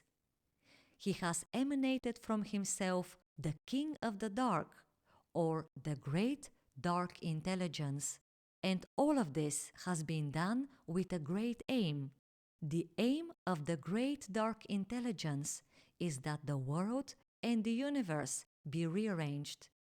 In this rearrangement, a completely new type of light will be born. A light will be born, even greater than the primordial light. This is the great design of Au-Hodot, the most ancient of days, the father of all created and non-created realms. As for the great dark intelligence, it is only a tiny particle hidden in the hand of Au-Hodot. In his hand, this particle is joyful and radiant. However, passing through the world and the universe, it gradually acquires a different look. This particle will have a long way to go, and then return into the hand of Au-Hodot. Then, on returning there, it ought to tell its father, "Behold, the beings have surpassed the light," and it has to add, "Please, grant me what you have promised." And then the King of the Dark shall become King of the unfathomable chasm of light. Thus, the great dark intelligence will disappear forever as though it had never existed. Glory and ancient glory to Au-Hodot, for his design surpasses every supreme wisdom. They unveil the meaning hidden inside suffering. There are certain beings who have mastered the art of consciously converting suffering into darkness, because they know that inside this dark, the flash of truth is hidden. They also know that this flash is the key to liberation. These beings accept suffering completely, entirely. They do not expel it. They drink the bitter cup to the bottom and thus unveil the meaning hidden inside suffering. For these beings, suffering is a treasure, so they do not miss the chance to take out this hidden treasure, thus turning it into the light of their own way.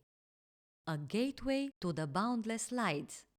Love is darkness for the impure ones. Wisdom dazzles them, and the truth is a prison to them. However, you, who are heading towards your awakening, you should understand that the dark is a gateway to your own boundless light. You are not born to be human. You do not know, my friend, that hell is a beautiful place, because you have not understood that hell protects you from a far greater evil. You do not know, my friend, that paradise is a dangerous place, because the human being was born in paradise. The human being, the evil of the world. It was not the Son of God who was born in paradise. You have to conceive this Son inside yourself, inside your innermost kingdom. Humans from paradise are dangerous, my friend, because they have wished the most foolish thing, the biggest nonsense in the world. They have wished to become better than God. Even hell has not ever wished such a thing. You are not born to be human. You are born to become a son of God. Hell and paradise are a big lie of ancient civilizations, of ancient cultures. Do not get conceived inside them again. Instead, conceive the truth inside you. The lesson of the serpent's tree. If the serpent enters hell, it cannot do any harm to it, because everyone in hell is one of its friends. The serpent has its own enemy, and this is paradise. There, in paradise, stays hidden its greatest enemy, the human being. The serpent is very cunning. It knows that it cannot be at war with God. To be at war with its own self is unnecessary. and to be at war with its friends from hell is totally useless. So there remains only the human being. Therefore, God had warned the humans, Adam, do not eat from the fruit of the serpent's tree, because you will make friends with the serpent. And whoever has become a friend of the serpent has had bigger and still bigger problems growing like the drops of a downpour. Still, Adam wished for the pouring rain. Even today, humans are wondering why there are so many floods. The serpent's tree exists, my friend, so that you may suffer the truth within you. Only when you undergo the whole of this suffering, there will be no more need for God to tell you, do not eat from the fruit of the tree of suffering and death. And since you will have already learned your lesson, you would not touch the serpent's tree ever again, even with a glance. Then you shall not be human anymore, my friend. You will be a son of God. God gives his commandments only to humans, whereas to his sons he gives his love. In order to behold the face of freedom, be a slave of the truth, and you shall behold the face of freedom. Be totally sincere to yourself. If you are a being of paradise, then rejoice, my friend. But if you are a being of hell, do not waste your time with joy. Be totally sincere to yourself, and you will surpass the joys of common mortals. Because you were not born to be joyful, you were born to be truthful, and therefore do not let joy delude you. A story about the overbounteous tears of Zazoch. Once in a small village in Tibet, there lived an initiate called Azira. In this village there lived also another man called the Evil Man. His name was Zazoch. He managed to poison the life of many people. A lot of houses were deserted because of him. He never used to meet Azira, because Zazoch felt some kind of a vague fear of him. Yet one day they met. Zazoch was tired, stooped, and abundant in diseases. Azira already knew his suffering.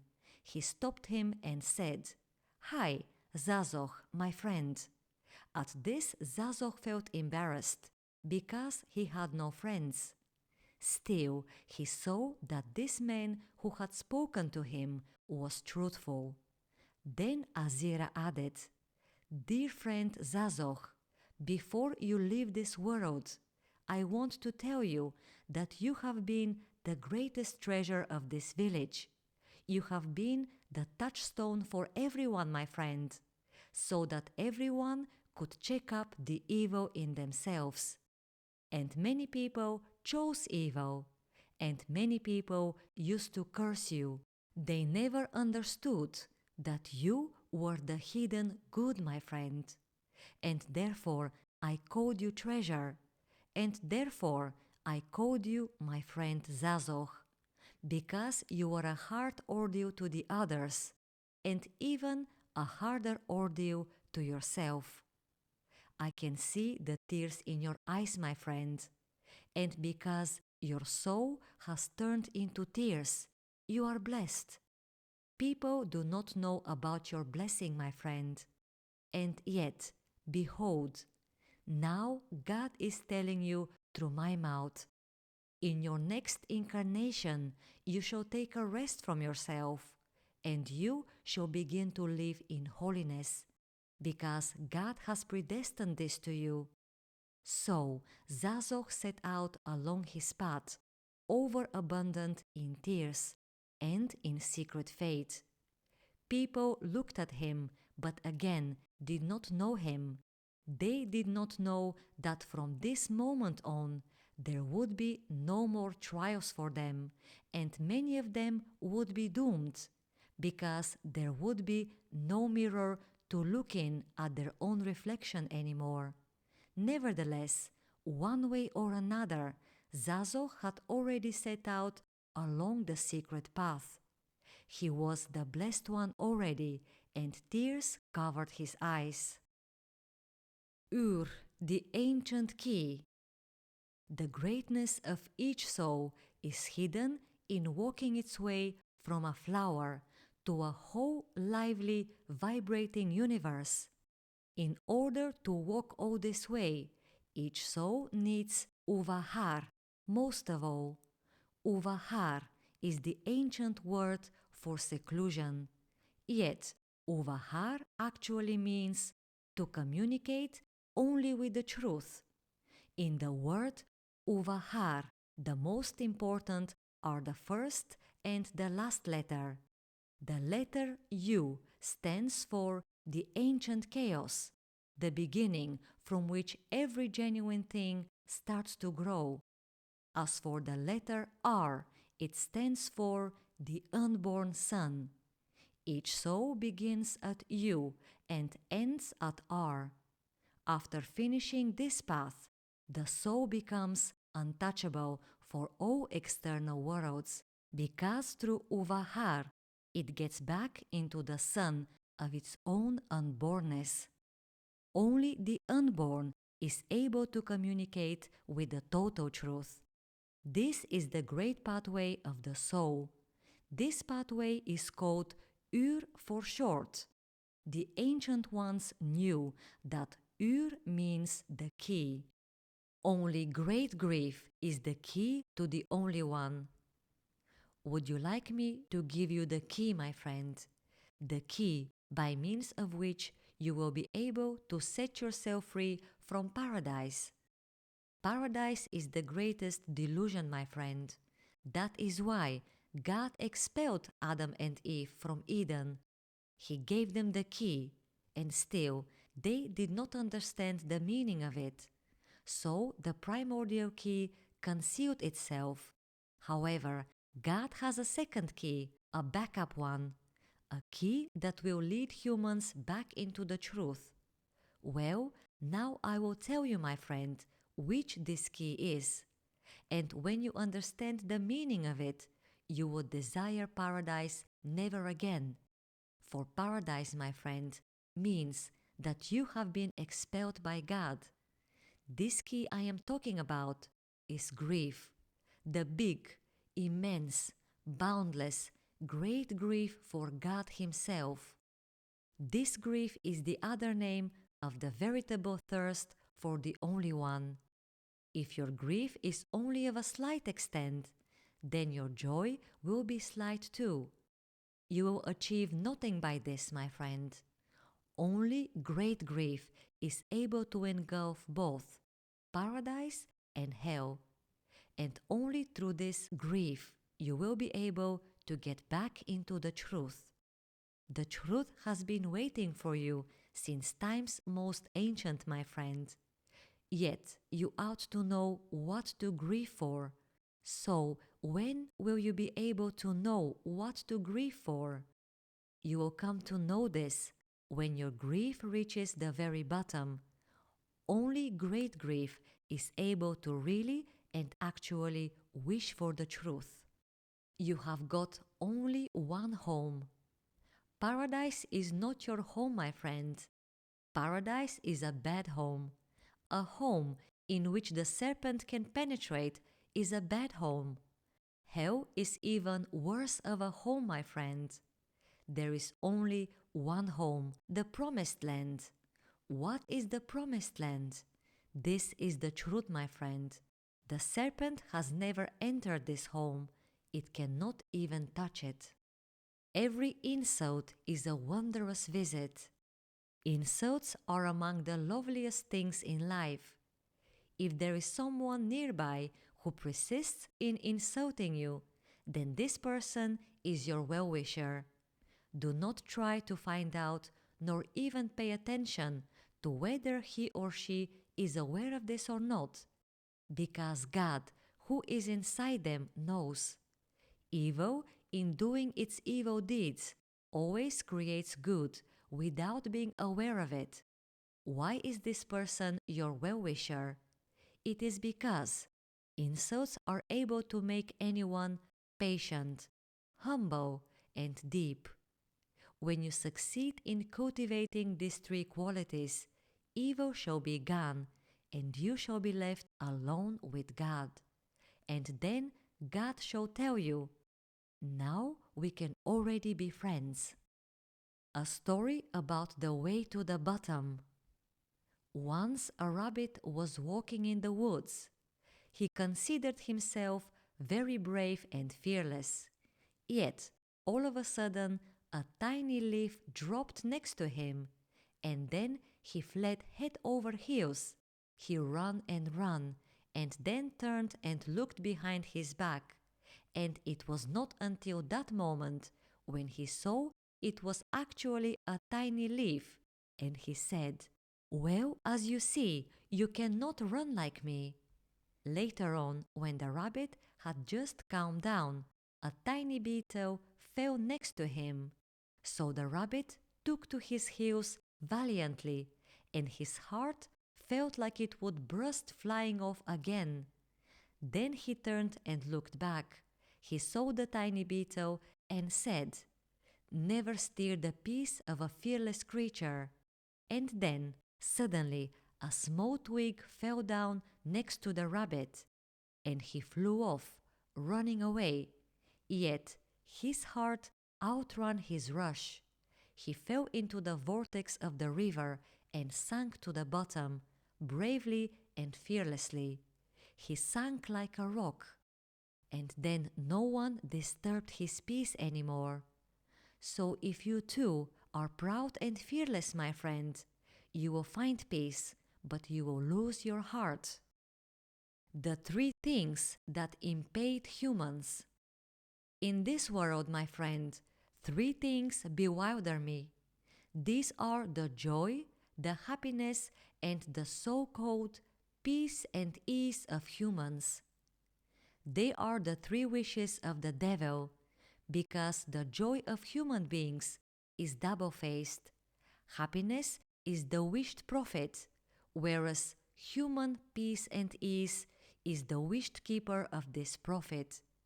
And all three represent thinking of one's own self, not of the truth. These three things have robbed out the path of humans.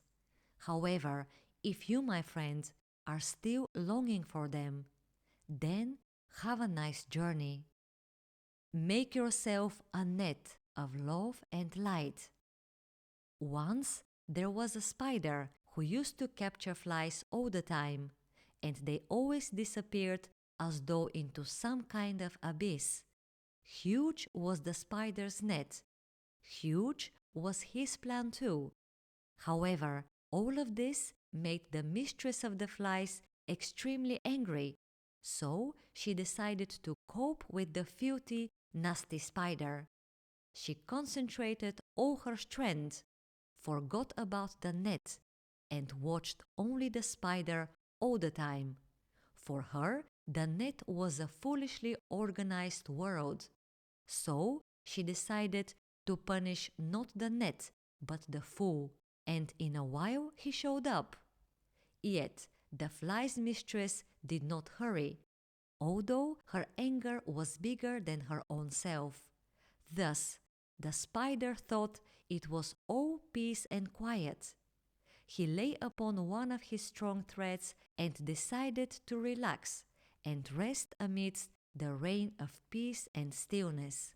The mistress of the flies also had her own plan to send him to rest in peace. She suddenly attacked and caught him by the throat. The spider got so scared that he forgot all of his prayers, even his last one. Then the fly's mistress told him, "Say to yourself your last prayer. Be short and clear, because if your prayer is long, you shall not be able to finish it." The spider got angry and began his last prayer like this: "I wish that in my next incarnation I may be a huge spider eating flies." However, his prayer was cut at this point. He could not finish it, so he died without even hearing the powerful prayer of the fly's mistress. She said, "Lord, I summon all the great powers to turn the spider into a tiny grain of sand. Then he will not be able to do any harm to the others and to himself either." And her request was fulfilled. That is why today there are very few spiders, but billions of sand grains. Anyone can tramp on these billions of sand grains, because they already are the most harmless of all things. So, my friend, each tiny grain of sand, each stone is a locked evil, and anyone who expands evil in one's own self will be locked too. As for you, my friend, if you want to live, fill yourself with love and truth, and only after that make yourself a net, so that anyone who might be caught in this net be able to come to know the beauty of life. The one and only friend. Do you know which the most important thing in life is, my friend? The most important thing in life is the truth. And do you know why this is the truth? This is because the truth will set you free both from your enemies and your friends. Thus, you will be left alone, alone with the truth, your one and only friend. From this moment on, you can be a friend of all the worlds and all consciousnesses, and they will not know who you are, but still, they will always seek you. You will be an elusive, intangible friend, unknowable. Here is what the truth is. It is the one and only friend. Perfect and imperfect. There are two types of people, perfect ones and imperfect ones. Perfect are those who constantly seek the truth. Imperfect are those who have renounced it. When the perfect ones make mistakes, they go forward in their development. When the imperfect ones make mistakes, they fail. The perfect ones grow through everything. Both joy and grief enrich them. The imperfect ones fail through everything. In their case, grief is a failure, and joy is still another failure, because it is double-faced. There is yet a third category of people. They are mediocre. They neither seek the truth, nor do they seek for evil. Failure is what awaits them. The greatest gift in the whole universe. In those ancient times, or the times of Eden, there lived Adam and Eve. God loved them so greatly that He wanted to make them a special gift. He knew that Adam and Eve would not understand the greatness of this gift, and yet He had already decided this in His heart. God gave them the serpent as a present. Before those times, the serpent had not yet become Satan. The serpent was still Lucifer. Lucifer was filled with God, and therefore he was the light of the worlds. However, God withdrew His light from Lucifer, and he became Satan. God wanted the beings to stop beaming, to lose their own light, so that they may be able to start yearning for this light from the bottom of their depths. God intended to conceive Himself inside the depths of all beings, but in a new way. Since the times of Eden until now, the world and the universe have been constantly undergoing a trial, because all beings, according to their own free choice, ought to conceive inside themselves, inside their own depths, the secrecy of the dazzling light. This kindling begins with a spark hidden inside the human being, and out of this spark, every dazzling vehement power is being conceived. Thus, all beings will turn into great gleams of God's light, and only after that they will understand the gift that God had given to them. The Supreme Call, the one and only Supreme Light that is hidden from the worlds, is hidden inside the great dark. Yet, who are the beings able to work their own way to the great dark and tug this supreme light out of there? You might say, only the worthy ones. No, it is not the worthy ones who are summoned by the most ancient one to enter the great dark. Only those are summoned there who have surpassed worthiness. Only the most ancient one knows them, and when he summons them, when he calls them, he endows them with supreme honor, because thus they attain the light that is beyond all worlds. Seek only that which is able to teach you. In this world, ignorance is more useful than knowledge. In this world, sickness is more useful than health.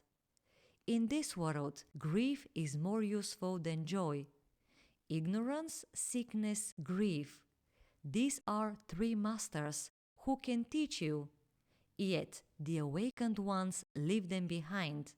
They have only one master, and therefore they turn themselves into fire and go to the truth to learn. Ignorance, sickness, and grief are mere teachers who are just schooling you. Only the truth can be your genuine preceptor and master. The fifth commandment of Ava Torot, be unknown. The fifth commandment of Ava Torot reads, be unknown. No one can catch you inside the unknown. Moreover, in the unknown, you will be the only one who will have caught something, my friend. Then what you will have caught will be the secret of the chaos. And then the chaos will tell you, I know you. This is a greeting from the great principle of all things. Be unknown, my friend. The great simplicity. In the beginning of all things, there was the great principle. It was the chaos. It was the supreme truth. It is also called the greatest simplicity. However, everything in this simplicity was glued together in such great oneness that no one was able to come to know this simplicity. Therefore, the simplicity unglued from itself the second principle, the third principle, and the fourth principle. The second principle, this is the spirit. The third principle, this is the essence of things. The fourth principle, this is matter. All who come to love the fourth principle bring their lives into disorder. All who come to love the third principle settle their lives in good order, because thus they acquire a soul. Yet I am telling you now, my friend, a settled life is actually not a life in good order. Therefore, you should seek the second principle. Only the second principle is able to lead you to the first principle. And right here, inside that great simplicity, you shall truly be in good order, because you will be in one with the truth you have come from. It is up to you to decide which path you shall take, my friend. For myself, I have chosen the chaos. The chaos is the hidden name of the truth. Yet, let me tell you one more thing, my friend. For the truth, there exists no chaos. Inside the truth, everything is in order, even the chaos. The truth is the greatest simplicity of all. For the eye of this simplicity, everything is in order. The truth does not see anything else but good order. Only the truth is all-seeing, my friend. Still, if you do not understand me, then you will see chaos, even where is good order. A story about the dark adept who found his own radiant soul. I once knew two dark adepts, and today I am going to tell you about them. One of the two was called Zazahor, and the other Avodaya. Zazahor was pretty, charming, pleasant, and very revengeful. Deep inside himself, he was not used to forgive those who did harm to others. Many people wanted to get rid of him. Many ambushes were made to capture him, and still he surprised all of his enemies. Evil was very strong in him, and he loved the dark till the end of his life, and could not manage to transform himself, because he was so convinced that he was just. Yet even his justice was dark. He walked the bad way of a dark adept till the very end. And in the end, he could not foresee his own encounter with the lion that tore him apart. So he remained an inferior dark adept. Still, my friend, there are also superior dark adepts, and now I am going to tell you about one of them. I will tell you about Avodaya. He looked unpleasantly, he was ugly and impatient, but somewhere deep inside his heart he loved the truth. However, it happened so that his little daughter was killed, and from this day on, Avodaya forgot about good. He entered his dark temple and revived the dark arts. Yet he surprised even the devil. He did not summon the devil, but the power of the truth. He said, "In the name of the truth, may my most ardent desire be fulfilled.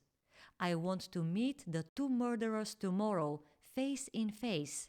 Then he pointed the time and place where he wanted to face them, and wished that the ancient evil inside him would strike and destroy them. So he devoted himself to the law of the great energy, and he stayed locked up in his room for hours. On the following day, he left for the appointment place. He knew that his enemies would be armed, but still he himself went with bare hands. Avodaya knew that the ancient evil would be detonated inside him, and that this evil would strike and destroy them. He counted exclusively on that. However, this very day, there was yet another vague feeling inside him, as though a certain deep voice within hinted that this time the ancient evil in him would be used for the last time. When he arrived at the appointment place, his enemies were already there and were armed. They read his intentions at once, only by his look. They took out their weapons and pointed them towards him. Yet they had never seen such formidable confidence before.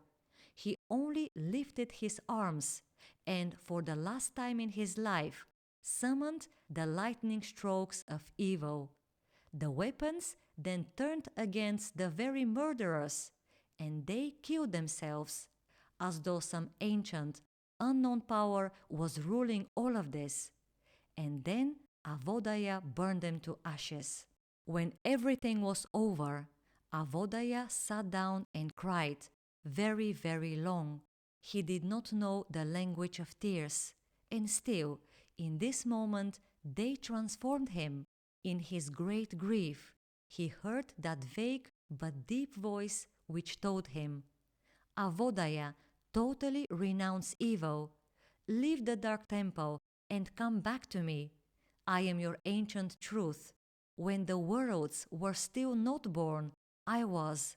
When you also were still not there, I was. I created your enemies in order to turn you into light.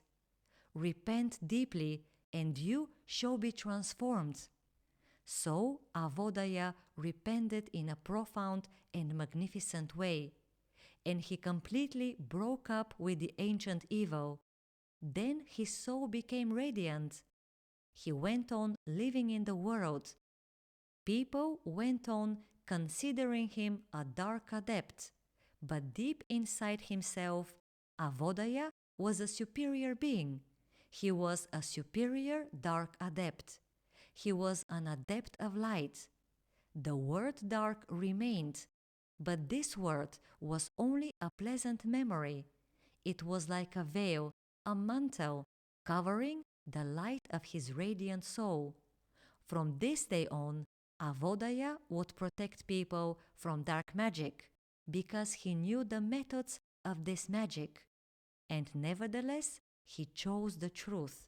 2 years later, he heard again that vague, deep voice. The voice said, "Your daughter wants to descend and be beside you again." So little Aziha was born with him again, and his joy was woven out of threads of light. Avodaya instructed her into the secrets of life, and yet, until the end of his life, he did not understand one thing, whether joy surpasses light, or light is the one that surpasses joy. He did not have an answer to that question. He went on living in the world, but constantly preserved the radiance of his soul. Time will generate the thirst, which is the great return. Thousands and millions of beings are walking along their path of suffering and fatigue. Either suffering exhausts them, or they exhaust the sufferings. Nevertheless, they keep going on and on. And after so much suffering, and fatigue, do you know what will remain from all of this, my friend? Only one thing will remain from all of this: the thirst for God. This thirst is the very return, my friend. Through this thirst, all will return to Him. By all, I mean all, my friend. Even the stones will become furious and will wish to move and change their place. All will return to Him, my friend, because He lives secretly in all. Great grief is great melting into one with Him. When I was happy, I turned my happiness into suffering, because happiness without suffering is little. The happy ones are living, while the suffering ones are seeking the truth. When I was joyful, I turned my joy into grief. Joy smiles, whereas grief enlightens. Still, neither suffering nor grief satisfied me. Therefore, I prayed that the most extraordinary may come and visit me. Then the big, extraordinary, great grief came up, and in this grief I wished for Him from the bottom of my soul and forever. When I wished for Him in this manner, I became one with Him forever. So now I know neither joy nor grief, only Him. Now I know only Him, and yet He is unknowable to me. He set a beginning inside me, but did not set an end. The message of great grief. When at some point in the past I was given a life, I chose the path of good, and at the end of my life I found out that I was wrong. When at another point in the past I was given another life, I chose the path of evil, and at the end of that life of mine I reached wretchedness. In a third life I chose knowledge, and at the end of that third life of mine I found out that knowledge is the most skillful deceiver. After all of this, I was given a life again, and I wondered what to choose.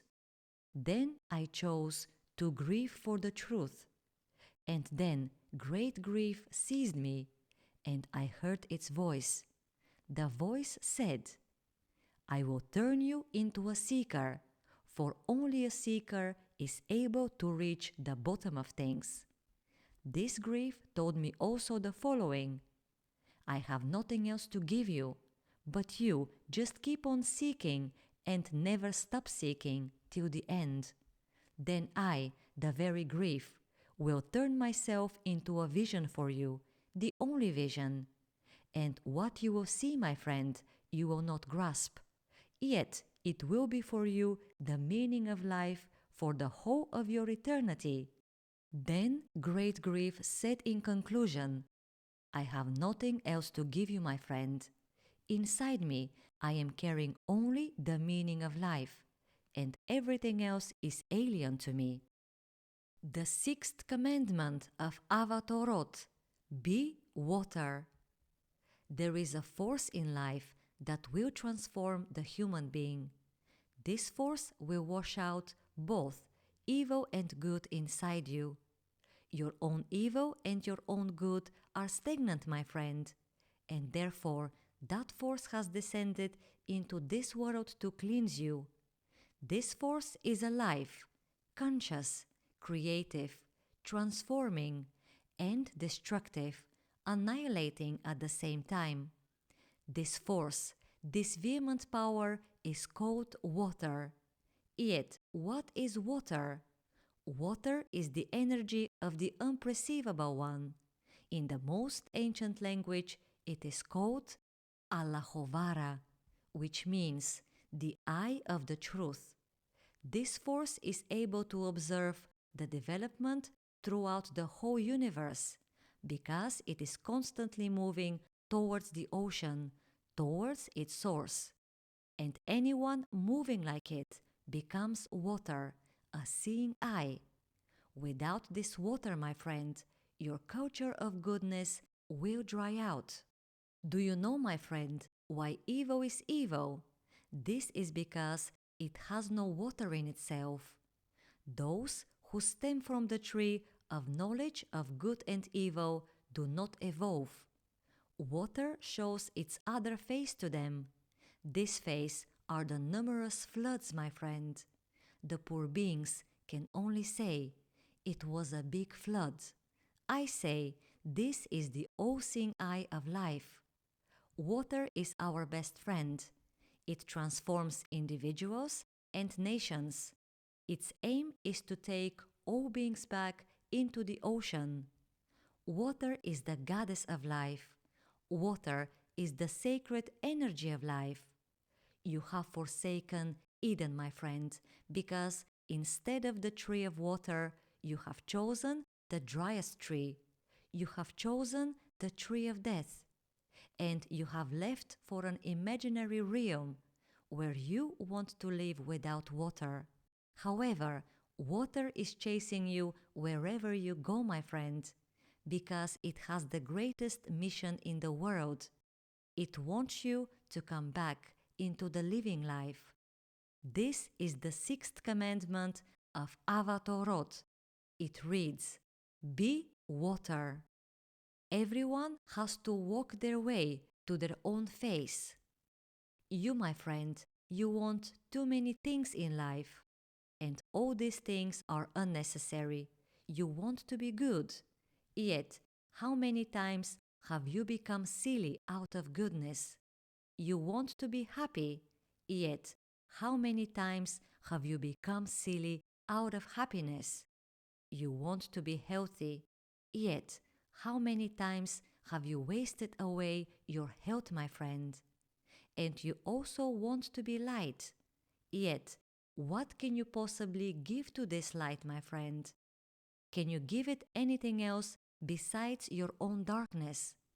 When darkness and light get together, light is being let down. Sometimes you have also wished for wisdom, my friend. Still, what can you possibly give to wisdom, my friend? Wisdom has visited you a lot of times, but you are not there. And you have wished for many, many other things, my friend, and you keep wishing, yet everything is in vain. Well, there is only one thing you should have wished for. There is only one thing that you yourself should have been. And I will tell you which this thing is, my friend. Be innermost sacred as your own self. This is the one and only thing. Thus, you will have everything else you have missed. If you are innermost sacred as your own self, then this is your essence, my friend. This is your real essence. Then good will rejoice at you, happiness will give you a smile, wisdom will bow before you, and evil will be amazed at you. Evil will ask itself, who is this one? Yet only you shall know this, because you will have come to know thyself. The innermost sacred knows only itself. Like knows like. Be innermost sacred, and the innermost sacred will know you. Only then you shall behold the face of silence, my friend. Silence has a face, my friend. And do you know which this face is? This is your own face, my friend. This is your root, my friend. Yet, for the time being, you still do not have a face, my friend. You have images, piles of images, changing images. Only when you get to the point when all your images will be already exhausted, only then you will return to your own face. Have a nice journey to your own face, my friend, and do not say that the way is long, because all who have come to love their own way have shortened it a lot. They are already at the doorway of their own face. Beyond the secret of life, good spoils humans, evil destroys them. Paradise is for the dreamers, hell is for the unwise. Only the great dark represents granting the great honor. Only through the great dark you can pass beyond the secret of God. Only those who have engulfed that great dark have beheld the face of the mystery. They surpass both dark and light. As for the rest, my friend, they are in the best case masters of the light, sons of the light, initiates and sages. Still, glorious is only the way towards the great mystery. Glory to Ashovaya. Only the innermost sacred ones know the ancient way. There exists an eternally impenetrable dark. Inside this dark, the greatest inner states of life are locked. Angels do not seek this dark, but awakened humans do. In the collision with this eternally impenetrable dark, the innermost sacred humans are being eternally born anew. Thus, they attain a new dimension of things, a new understanding. The collision with this great and impenetrable dark is a collision with Ashovaya. What is Ashovaya, my friend? We do not know how this all happened, but we have heard from the ancient ones. They say that Ashovaya is a part of the transformed dazzling light of the most ancient one. According to the ancient ones, each being has to collide with Ashovaya over and over again, so that they may renew their spirit in order to be able to travel eternally towards the depths of the non-revealable essence. According to the ancient ones, such is the way of the innermost sacred beings. They are able to continually re-engender themselves over and over again only through collision with the great dark, because every collision is actually acquiring of a new truth. The ancient ones have left us their testament. Only the innermost sacred beings have got a pathway. The ancient ones. The ancient ones are the elders. In their ears there are neither times nor epochs, nor even eternities. They belong to the mystery only. The mystery is their father. The mystery has raised them up. The essence of the ancient ones is woven out of silence, not speech. Speech always belongs to the outer worlds, whereas silence belongs to the mystery. The 24 supreme wisdoms. If we bring all the suns in the universe together, and if we lay them at the feet of an ancient one, they will look like a bow of impenetrable dark. The ancient ones have no name, and still they are able to create a name with reality in itself. The ancient ones have no history, and still they can create it. The worlds are unable to come to know the ancient ones. The ancient ones amount to 24. Each ancient one is a single primordial essence. Each has got a depth with no end ever to be found. In the inside history of the universe, the ancient ones are called the 24 supreme wisdoms, or the 24 unfathomable chasms. Hymn to your unknownness. O you, who are the unknown Sun, you have created us to be your likeness. Please welcome us back into the flame of your most ancient image. Glory to the truth, for we shall turn from shadows into the light of the worlds. We are predestined to acquire your image, and there, in this predestination, lies our greatest hope. Our shadows will turn into unutterable suns. And here I am, offering you my heart, and my heart uttered softly, Glory to your unknownness. Hymn to dissolving into the only one. O you, the one and only, my heart is turning towards you, speaking ardently. My call is only towards you, and my heart is uttering softly, Like you, I want to glow and shine. Like you, I want to burn. Only with you, I want to become one. I realized that in your truth there is no place for two, and so I renounce myself, I renounce my existence. I do not want to resemble my own self, because only you can resemble your own self. Let me flow into you and lose my shadow. Hymn to returning. I am now turning only towards you, O who are the only one, because there is no one else existing in all the worlds. And here my heart is, holding out its friendly hand towards you. Take my heart together with my hand, and burn them both to ashes. Burn them entirely, so that you be regenerated again in me.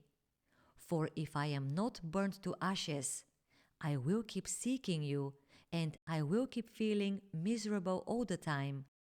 In this burning to ashes, my quest will vanish, and so will my grief.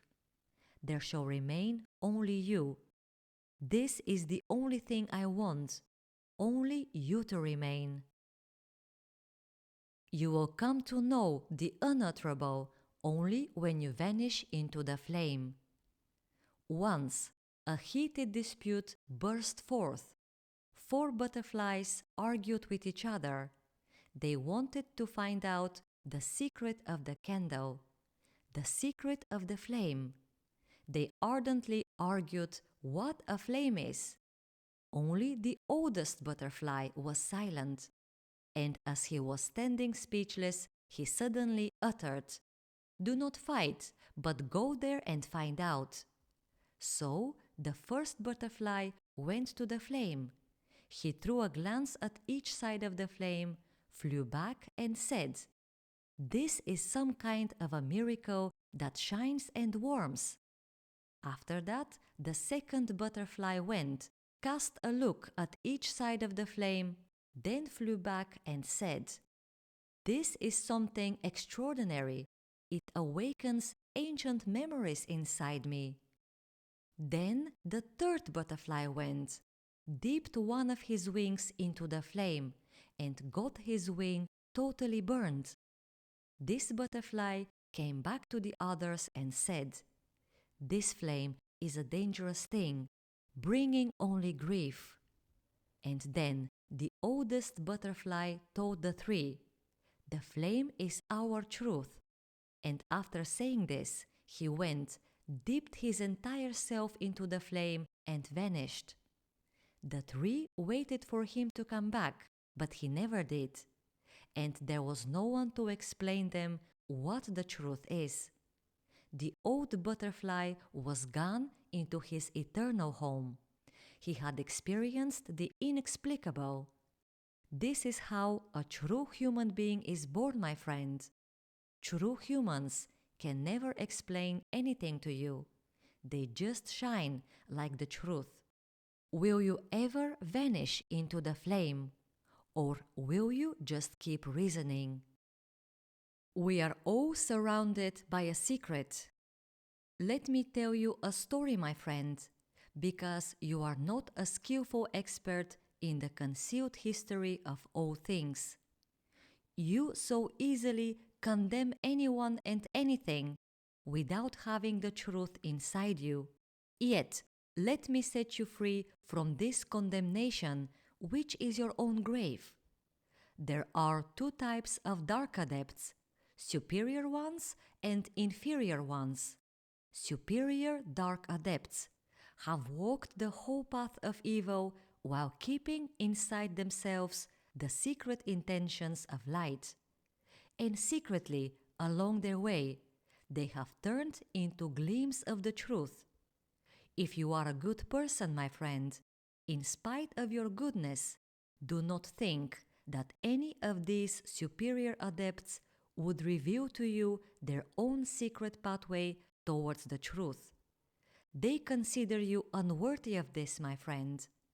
The covert love for the truth is something to be kept and preserved. Superior dark adepts know that if they reveal their secret history, they will lose something essential from the truth. Still, there are inferior dark adepts as well, my friend. They have been keeping inside themselves the secret intentions of evil, and therefore now they belong to stagnation as you do. They invoke Satan as their god, and that is how they have created death. All who create for themselves a second god eventually die inside this god. All who create a second god lose a part of their eternity. They do not have real history anymore, and since they have wished to turn into history themselves, they have been deprived of reality. Inferior dark adepts are awakened for evil. They have renounced the truth, and therefore evil is their death. Yet, do you know what superior dark adepts actually are, my friend? They have completely lulled to sleep the evil inside themselves, and thus they have annihilated death. They have got real history inside the only one, and are mere observers of evil. So, since they do not create evil, they are able to behold the brilliance of the truth in every single thing. As for you, my friend, with your goodness, you are unable to come to know the secret of superior dark adepts. Goodness is not sufficient to reach inside. However, if you choose the pathway towards the only one, a new light will be gradually conceived within you. Thus, a day will come when this light will explain to you the concealed history of all things. We are all surrounded by a secret, my friend. Therefore, do not condemn anything or anyone, but seek until you find your individual pathway towards the only one. The story of a grief that turned into light. In the ancient times, there lived a dark adept called Armohau. He intended to spend his whole life in isolation because he loved knowledge and secret rituals too much. However, once Armohau was caught by surprise while walking along his path. He met a beautiful maiden and fell in love with her. Then all of a sudden, Armohau realized that she was going to take away part of his inspiration and felt double-minded. He came home and instead of immersing into the wild depths of secret, dark knowledge, he began to cast spells and perform rituals in order to win the beautiful woman he had met. Then they spent their second date together and they fell in love with each other. Later on, they got married and had 2 daughters. Armohau was sincere and open to his wife. He used to tell her all about his occupations. He even showed her some of the rare and special books in his secret drawer, books of which the world had no idea. He showed to his wife the Book of the Secrecy of the Unknown Ritual by Ashavot Laza, an author whom she had never heard about before. Then he showed her the Book of Concealed Sentences by Izihor. He showed her a lot of other books too, thus revealing his heart to her. Armohau had, besides these piles of books, piles of enemies as well, so he intended to instruct his wife and their 2 daughters in the secret dark knowledge. However, a great disaster befell his home. The insidious enemies killed his wife and 2 daughters. 3 days long, Armohau was like benumbed. He ate nothing. A new meaning, a secret purpose had appeared in his life, but his enemies had stolen it away. So he opened the secret book by Ashavot Laza, and in there he found the key to his problem. Then Armohau focused so intensely that he turned himself into a spirit and filled his entire dwelling with his own spirit. It was a spell for finding his enemies, and 2 days later Armohau found them. They were from the group of the Black Snake. They were cruel and armed. There were 4 of them, but Armohau had summoned within himself the most ancient and most ruthless evil, as it was written in the book of Ashavot Laza. It was one of the most secret books in the whole world. It was written in a special code, and it was in the ancient language named Zalihir. At that, no one was able to decipher this book, because it had been written only for the assigned ones. These were 30 beings of an ancient, age-old society called the Society of the Dark Light. Only they knew the secret language called Zalihir. Thus, Armohau found himself in the home of his enemies. However, they knew him and were waiting for him. They surrounded Armohau with their insidious weapons, and yet, to Armohau, it was a sign of ignorance. It was an omen indicating helplessness. So it was written in the Book of Concealed Sentences. The 4 enemies felt secure and convinced of their own victory. Only Armohau knew that this sense of security was a sign of forthcoming failure. They were calm and sure in themselves. However, Armohau had already summoned the vortex of the dark light, and suddenly his enemies went numb. They forgot not only their weapons, they forgot life, and they lost hold of life. Armohau left them and came back home full of grief. He had known he would cope with his enemies, but for the first time in his life he was overwhelmed with such grief for his lost wife that he realized that this grief was even stronger than the secrecy of the dark light. After all of this, Armohau lived, plunged in grief, for a very, very long time. And the most ancient one saw his grief, for it was a grief woven out of the sacred light of love. And the ancient voice came up within Armohau's heart, and this voice told him, "Invoke the name of the most ancient truth, as it is written in the book of concealed sentences, and especially according to the 8th sentence."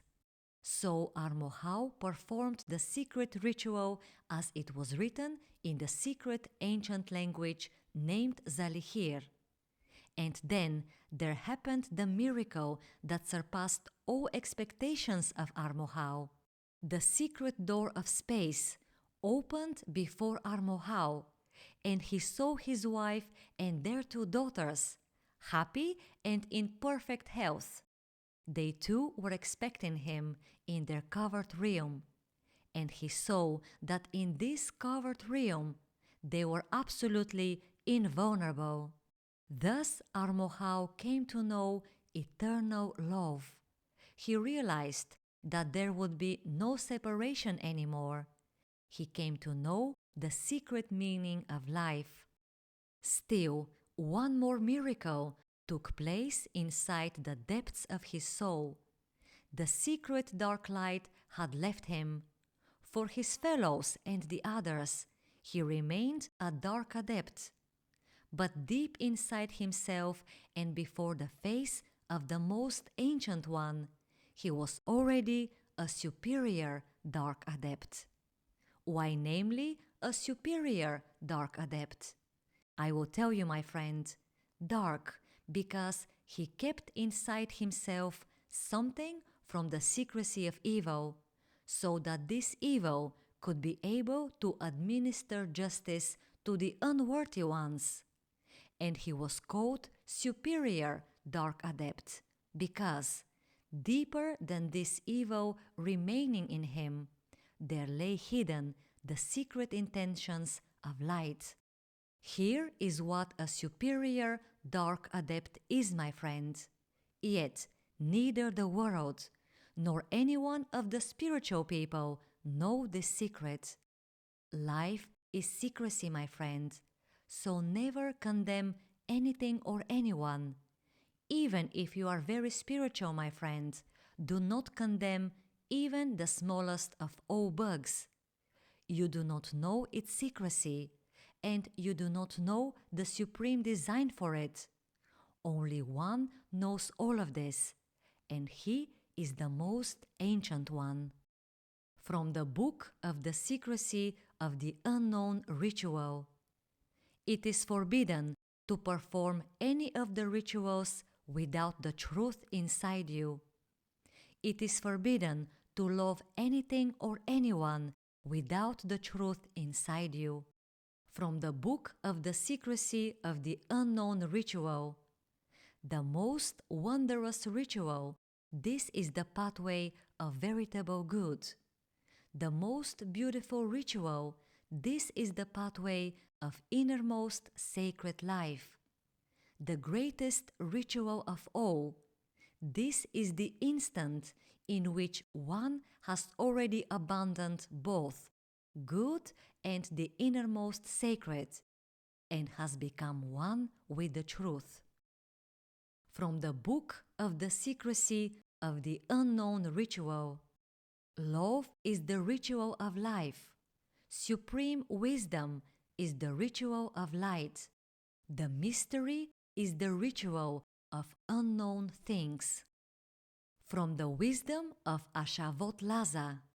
Those who live in the created realm are sons of this world. Those who live in the non-created realm are pure spirits. Those who are beyond both realms are mystery not knowing its own self. Avor Hara, seeing with special eyes. The secret meaning of life can be understood only through that which in Zalihir is called Avor Hara, which means seeing with special eyes. Avor Hara, this is vision accomplished by means of the most ancient that is hidden inside humans.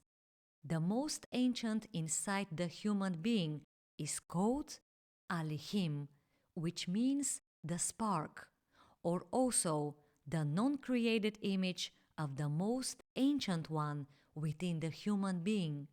Only those who have come as far as the non-created image inside themselves have Avor Hara within. Only those who have got Avor Hara, or the special eyes, keep seeing everything in a state of divineness without deluding themselves. Avor Hara operate using a pure heart, a pure mind, and a divine soul, together with its intuition. And still, the spark does not need these three for the depths of the Ancient One. Avor Hara are able to see in the invisible. Avor Hara read the inexpressible and are always in a state of divineness, because likes live alike, because the spark is like its father. As for the spark itself, it is the concealed sense of every single thing. Avor Hara are the greatest gift of the Ancient One. When Avor Hara are awake, it means that the most Ancient One has granted himself as a gift to you. Avor Hirava, the eyes of a seeker. The first fundamental eyes in the human being, according to the secret ancient language named Zalihir, are being uttered as Avor Hirava, that is, the eyes of a seeker, the eyes that constantly keep seeking, the eyes of ceaseless seeking. However, only certain beings are able to work their own way to the fundament, to the essence of Avor Hirava. In order that these specific eyes, called Avor Hirava, be opened, one has to carry in oneself absolutely pure and sacred intentions. Those who have bad intentions lose Avor Hirava. Avor Hirava withdraw away from them. Such people acquire secondary eyes, the eyes called Avoh Hiravaya, which means the eyes seeking suffering and anguish. The secondary eyes are always sick. This is also called ignorance in seeking. As for those who have got pure and sacred intentions, the spirit of the seeker settles inside them more and more they acquire Avor Hirava. These are the eyes that survive the encounter with the face of the truth. They do not merely survive, but gain new power of seeking, and that is why these eyes are called fundamental eyes. Find your own fundamental eyes, my friend. And this is Avor Hirava.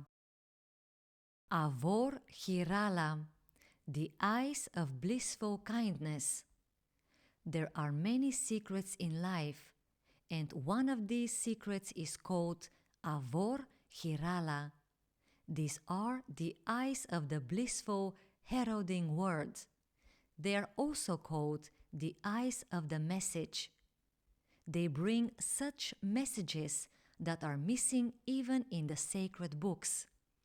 Avor Hirala are soft and blissfully kind eyes at the outside, while having firm principles built in at the inside.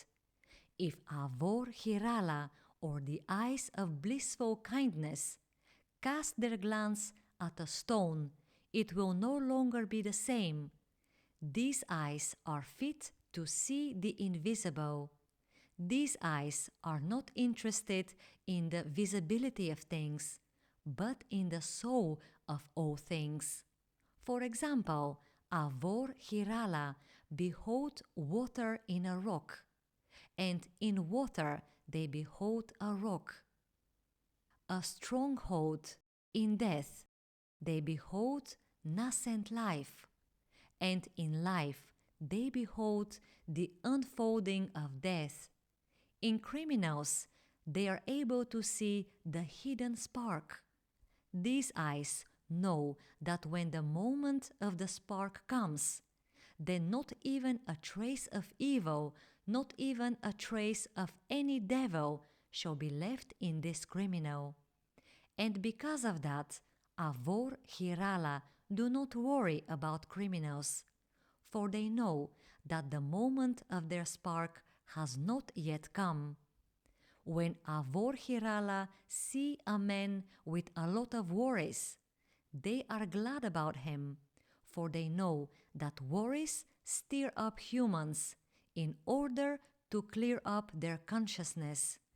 If someone full of worries meets another who has got Avor Hirala within, the first one will immediately calm down, because deep inside their souls, both are of the same type, of the same big family, and the eyes of blissful kindness will remind the first one about this. Inside Avor Hirala, the purest water of life flows. This water is the transformed primordial light. It is a great reward for any human being to face Avor Hirala along the path of their own development, because the eyes of blissful kindness are beyond all worlds. The secret observation of Avor Hirala. Avor Hirala, these are the eyes of secret observation. When these eyes behold someone who is showing rudeness, they do not condemn rudeness, because in this rudeness they can see the necessary lesson for the ordinary eyes, the ordinary consciousness. They know that rudeness often comes to visit the ordinary eyes in order to transform something inside the depths of the soul. When Avor Hirala beholds someone full of pityness, they know that this person needs the countless small lessons of this pityness. Pityness represents the small torturers in life. Still, there are big torturers as well. For example, good fortune and happiness are big torturers. You would rarely meet a happy, fortunate person who is a full-blooded servant of the truth. For Avor Hirala, people of misfortune, people of unhappiness, are more blessed than others.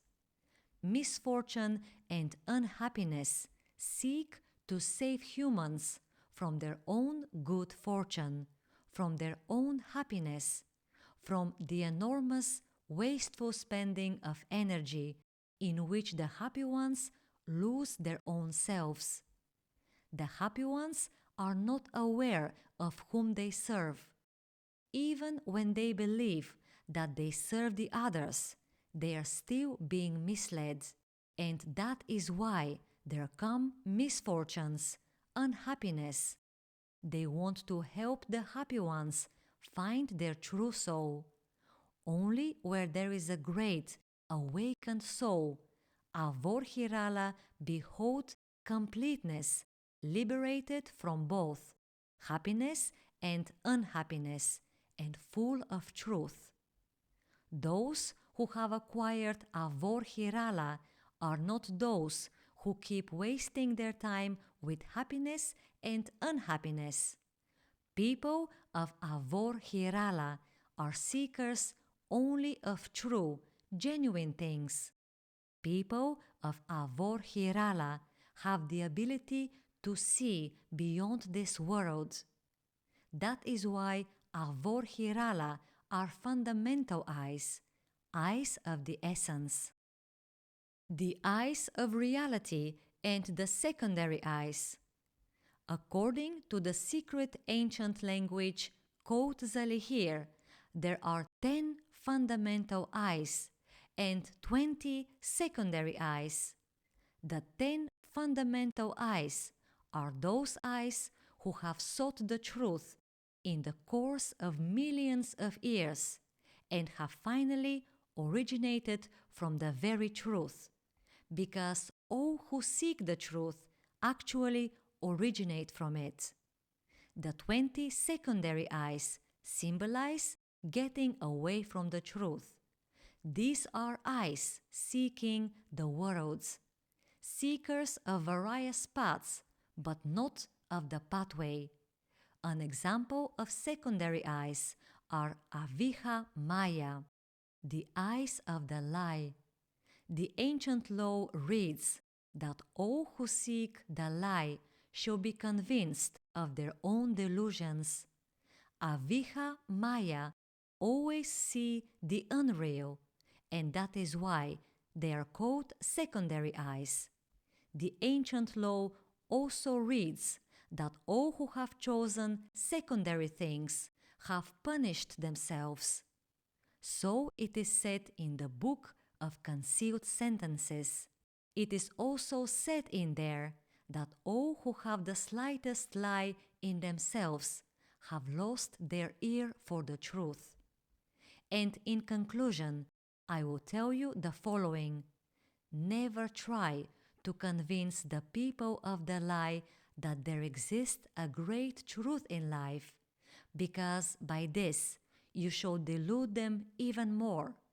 Those who have firmly chosen the lie will be convinced only through the countless sufferings that the lie shall bring over to them. Such is the path of Aviha Maya, the secondary eyes. From the book of concealed sentences, Seeing in the Dark section. There is no light in the dark. Do not seek light in the dark. In the dark you will find only the image of God. This is your spirit. This is the eternally radiant spark. Light is just light, my friend, whereas the spark is the radiance above all worlds. Be radiance, not light. From the book of concealed sentences, Seeing in the Dark. Only the dark has the ability to enlighten you, my friend. Without the dark, you will fall into delusion in the midst of your own light. Your own light is worse than the dark, and therefore the most ancient one has allowed the dark. The dark itself cannot tell you about the radiance, and yet it will lead you to this radiance. The most important is that you be saved from your own fictitious light. From the book of concealed sentences, the bread of reality section. If you are impure, my friend, the devil will fill you with his countless delusions. If you are impure, my friend, these delusions will become your daily bread. As long as you are impure, my friend, do not seek God, because He will be a great danger for you. As long as you are impure, the first thing you ought to seek is purity. Only the pure ones can eat the bread of God. From the book of concealed sentences, the bread of reality. You claim that everything around you is noise. This is not noise, my friend. This is your own impurity. If you were clean and pure, you would create music out of this noise, and this music would nourish your heart. Find your own nourishment, my friend. Seek properly your subsistence. From the Book of Concealed Sentences, Seeking the Heart. You are a strange creature, my friend, especially when you say that you want to love the whole universe. Well, you do not even have a heart, my friend. I once saw angels entering your heart and wondering what to do in it. You are talking about loftiness, about sublimity, but your intentions were more human than the most human of all. Do you have any idea how many times you have disturbed these angels? You have no heart, my friend, just dreams. Even the dark is disgusted at dreamers. Find your own heart, my friend. And if you are asking me where it is, I will tell you, it is in you, but you are not in your heart. From the Book of Concealed Sentences, Instructions to all disciples. If you wish to become a disciple, you will have to turn your whole life into a school. If your school consists of 23 hours and 59 minutes, then you are no disciple, my friend. You are a mere person belonging to the world, because in the course of this crucial minute, you have turned into evil. A veritable school consists of 24 full hours. From the Book of Concealed Sentences, About the Truth. There is only one pathway towards the truth, my friend. In order to enter this pathway, you will have to forget what a day is and what a night is. You will have to forget what good is and what evil is. You will have to forget what health is and what sickness is. If you are overwhelmed by the truth, you will forget all of this. Under this condition, neither sickness shall worry you, nor shall evil confuse you. Those who are captured and overwhelmed by the truth forget the world, and yet, passing through the world, they stay vigilant. To be overwhelmed by the truth, this is the beginning, my friend. From the Book of Concealed Sentences, Instructions to all disciples. Disciples have to follow their specific natural pathway. Following this pathway, namely, they shall become veritable beings, because in this pathway there are no imitations, no traditions at all. When a disciple becomes a veritable being, the worst thing he or she will be ever able to do will always be one good for the world, whereas the good deed of an ordinary person is a wrongdoing in the best case. You should first become a veritable being, and afterwards you will not be capable of doing anything but good. All veritable beings, even when not doing good deeds, have good constantly flowing out of them. From the Book of Concealed Sentences, Instructions to all disciples. A disciple constantly journeys towards one's own self. Seek your own self, disciple. Journey towards your own self. Until when? Until you totally disappear. When you totally disappear, then the spirit will rise within you like the sun. This spirit is self-knowledge. And even though you will no longer be, you will already know thyself. Those who have come to know their own selves already have the spirit of things within them. From the Book of Concealed Sentences, Instructions to all disciples. If you want to be a true disciple, and if you have landed in Eden out of carelessness, you will find there a dried up old tree. You ought to know that on this tree there are some rotten apples and a stooped serpent. And as always, this serpent will try to foist off a nice rotten apple on you. However, if you are a true disciple, you will tell the serpent, "Don't you see that this apple has no juice in itself, no life at all? You eat it. Eat up your own death. I am looking for another kind of food for myself." And you can tell the old serpent also the following: "This tree has not been watered. Isn't there any water around?" From the Book of Concealed Sentences, Seeing in the Dark. To have light within, my friend, means to see everywhere the beauty of everything. This beauty is something that brings joy, but no salvation. Do not stop as far as beauty, my friend. Go on towards the deep of all things. And in the deep you will face the dark, your secret friend. Only the dark shall give you the ability to see. You will no longer see the beauty of things.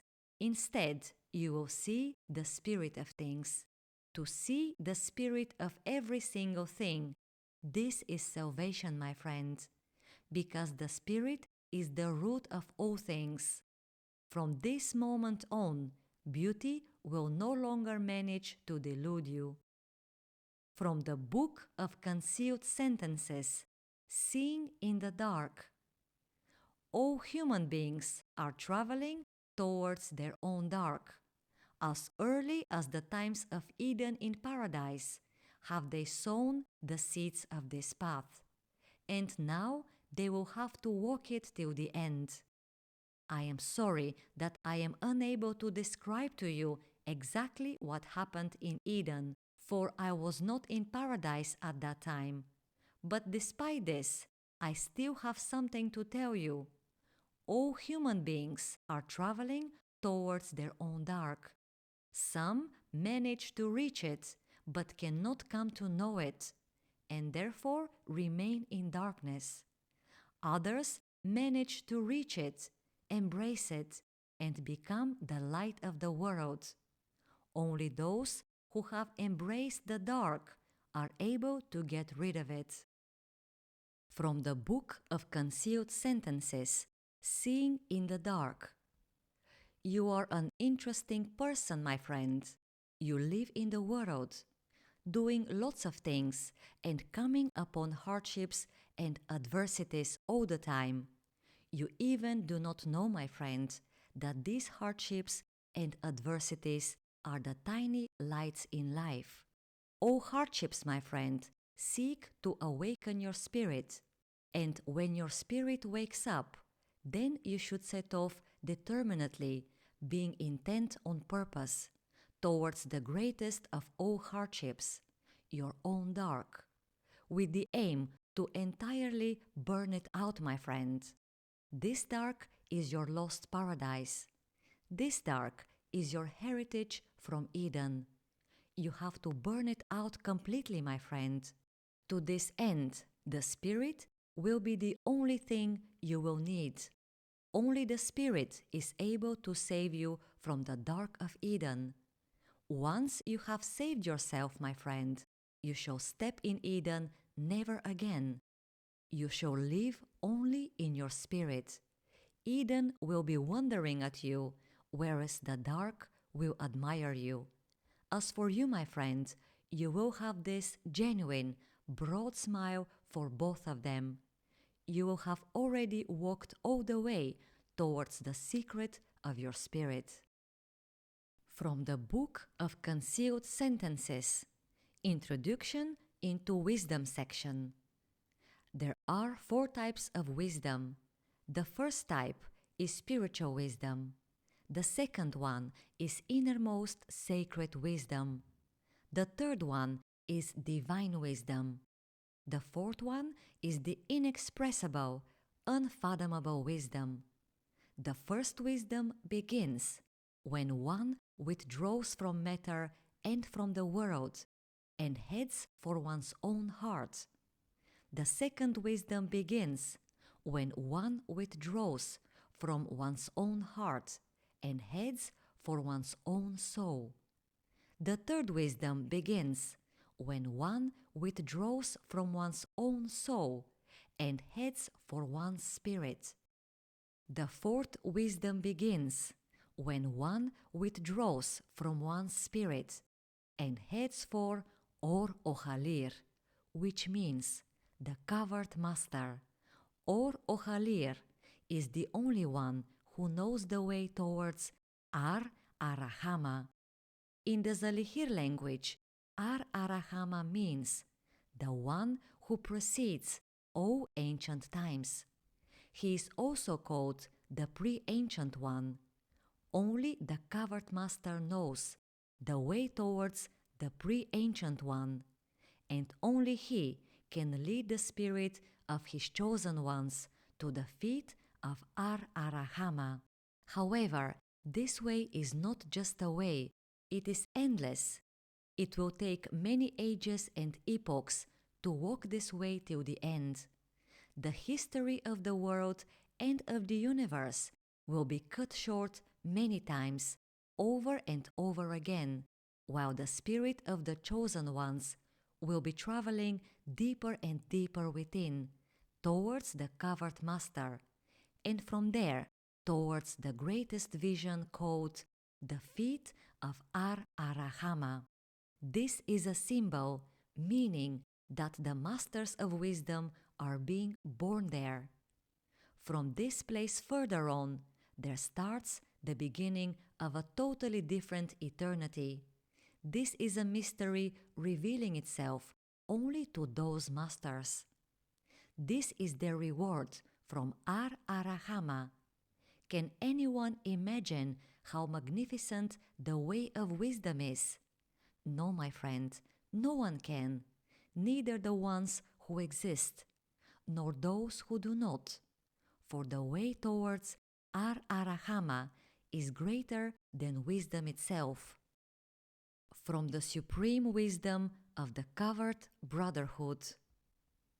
There is a mysterious word. It derives from an even more mysterious language. This language is called Avinor. It is one of the lost sacred languages. At the times when Atlantis still did not exist, Avinor was there. The mysterious word I am talking about is Amolahar. In the Avinor language, this word means supreme wisdom.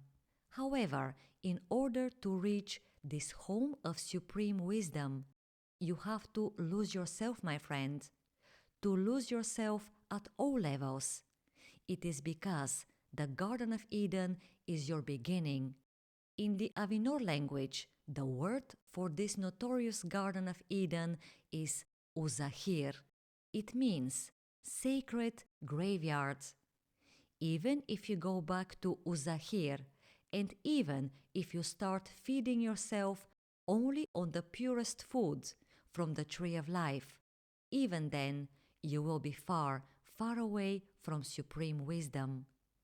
In order to get closer to the feet of Amolahar, you ought to have no home.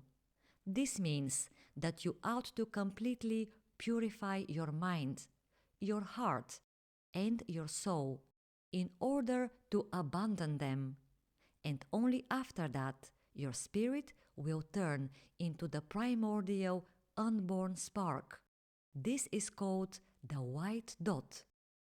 From there further on, you already are in the beginning of Amolahar, the supreme wisdom. The white dot is the measure, a criterion indicating that you already have a beginning. Up to this dot, you always had an end, but from there on, you shall be the eternal beginning within your own self. The white dot is the secret of self-knowledge. But this is a measure still higher than both the human world and the spiritual world.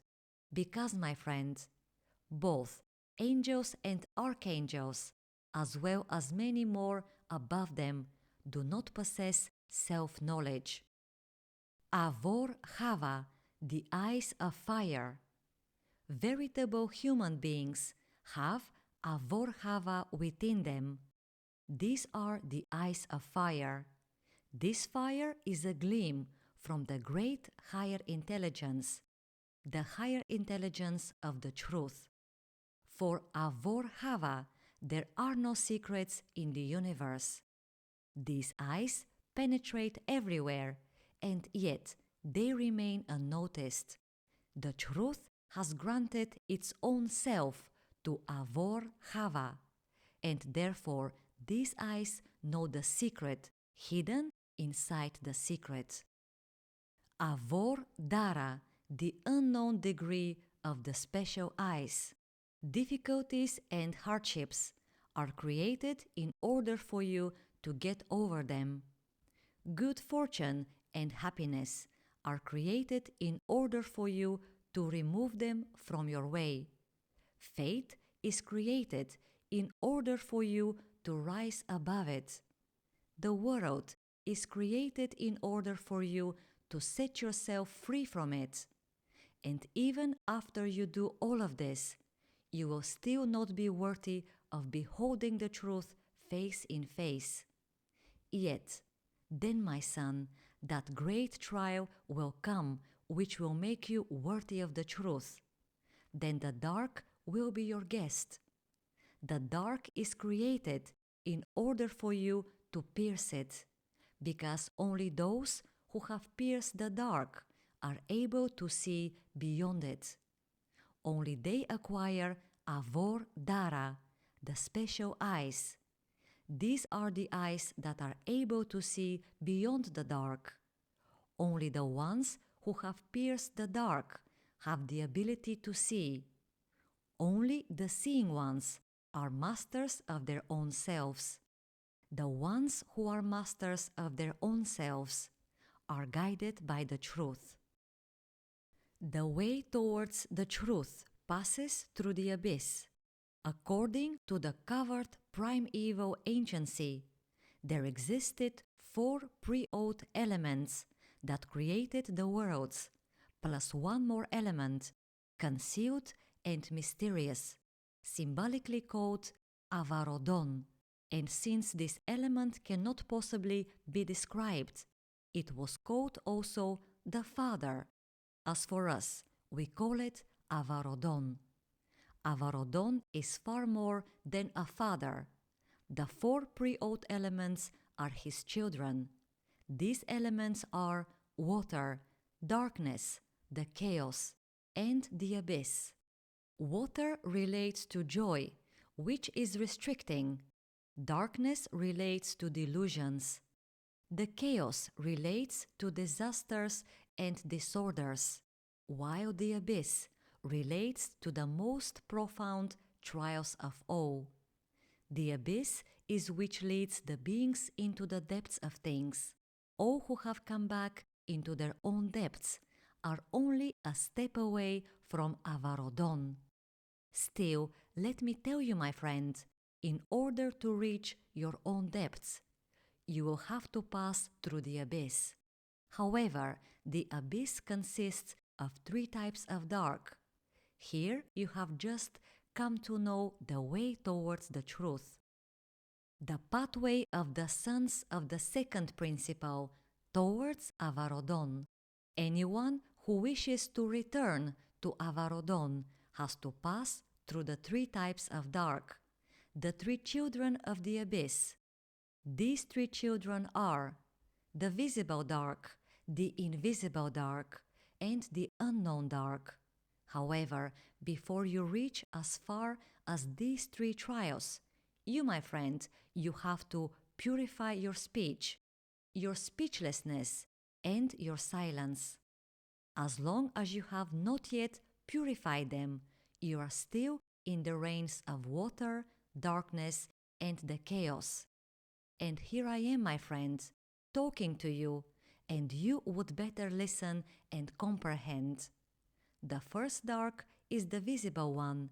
It embraces and encompasses your surroundings, the world, and the universe. The second dark embraces your inner realm, all creatures living inside you, as well as the inferior creatures in the universe. And finally, the third dark. It is a secrecy and a boundary.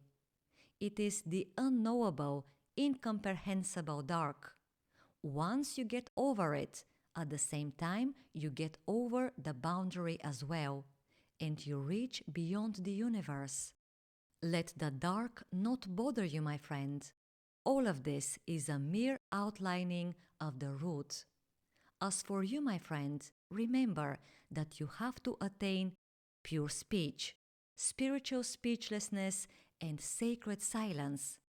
These are the three powers that will lead you to Avarodon.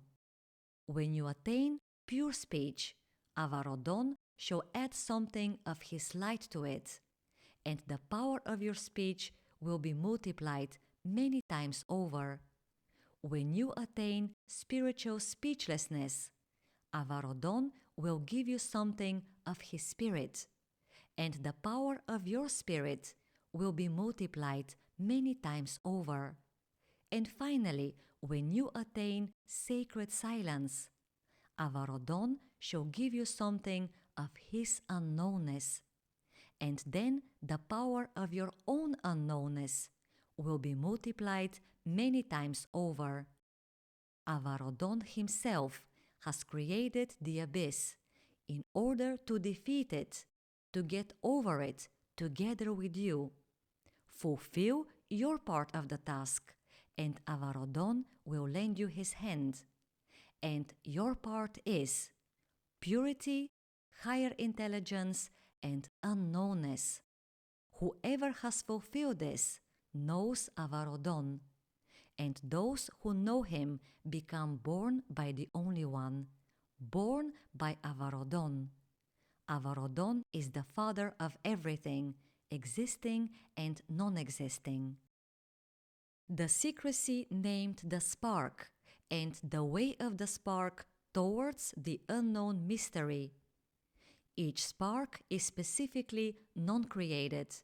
Nevertheless, it is obliged to pass through the trials assigned to it. The sparks stemming from the second principle pass through the three types of dark. The sparks stemming from the first principle pass through the three types of light.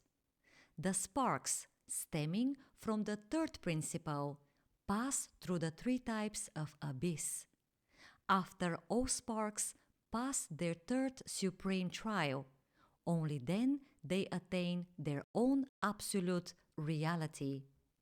And still, there is one dark, the incomprehensible, unknowable dark. Through this dark, all sparks are due to pass. This dark is which unites all sparks into the oneness of the great Ancient One. The three types of dark, or the way to divine destiny. Just like all sparks stemming from the second principle, the same way I, Azira, on my way towards the most Ancient One, had to pass through the three types of dark. The first dark, this is the external dark. These are your body, the beings close to you, and also darkness and time. Whenever you leave them by virtue of your depth, your spirit, and your clear consciousness, then through this consciousness you set yourself free from the first dark. If you do not have this clarity of consciousness, you may make the dark angry, and then it will take away some of your essence. Only a clear consciousness cannot be deprived of anything by anyone. Then there follows the passage through the second dark.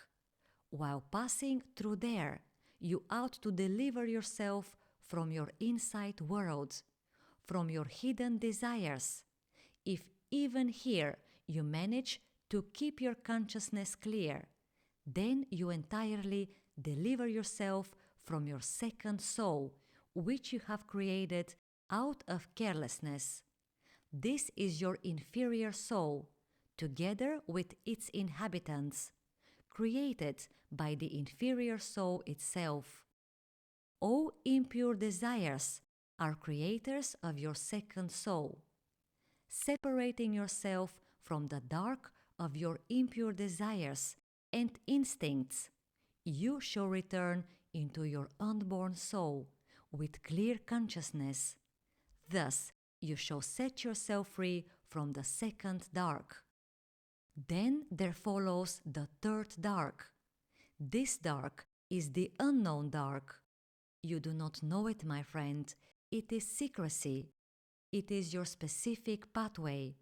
It cannot be explained, even by the ones who are in the course of experiencing the collision with the unknown dark. Still, there are two more things I can tell you, my friend. Everyone who has passed this trial has realized that in the third dark, the sun of life had been hidden. When you yourself turn into this sun, then you shall become pure spirit. Then in the deep womb of your spirit, the spark inflames by itself. And you are already free, my friend, for you already have the right to know your Father. This is your divine destiny, my friend. The seventh commandment of Ava Torot: be a dark, which has hidden the sun in itself. Be a dark in your own secrecy. Be a dark in order to be able to illuminate your own way. Be a dark in order to come to know your covered sun. The dark is the most reliable cover of the sun. This world is a world of the hiding cover, and yet you should better be deeper than the cover itself. Be a dark, and you will illuminate your own self. Have you not yet realized, my friend, that without the dark you would never come to know the sun? Every genuine light has conceived itself out of the dark. Be a dark in order to come to know the dark's secrecy. Everyone who has embraced the dark has been born inside the sun. Be a dark. This is the seventh commandment of Ava Torot. For without the dark, all beings remain deluded in their own light. Do not be afraid, my friend, for a day will come when the dark will exterminate all your delusions. And then your dark will shine brighter than any external sun. This is secrecy, my friend. Go deeper and deeper in yourself, my friend, until the outer light disappears, until the inner light disappears as well, and until you reach the bottom of the dark. Your love for the truth is leading you there. Then, my friend, even the dark will disappear. Then the sun will be conceived, that sun which you have never seen before. It is that sun which the initiates call the truth. From the wisdom of Isihor, it is said, strive towards that grief which will take you to the truth. Which is this grief, my friend? This grief was created many ages and epochs ago. This grief is your ancient karma, my friend, the dark that you yourself have created. This dark manifests itself as huge grief. It is this grief of yours that you have to face, my friend. It is a creation of your own. Everyone has to face what they have created. Everyone is obliged to pierce this grief. But not everyone is able to do this. Glory to those who have great love, for their striving will turn into an arrow piercing the ancient grief. So this, my friend, is the return into primordiality. You are already reality, stemming from the very reality, because you have become master of your own creation. From now on, you are light within your own self. From the wisdom of Izihor. Suffer, my friend, suffer until you return into your own self. Suffer until you return into your own center.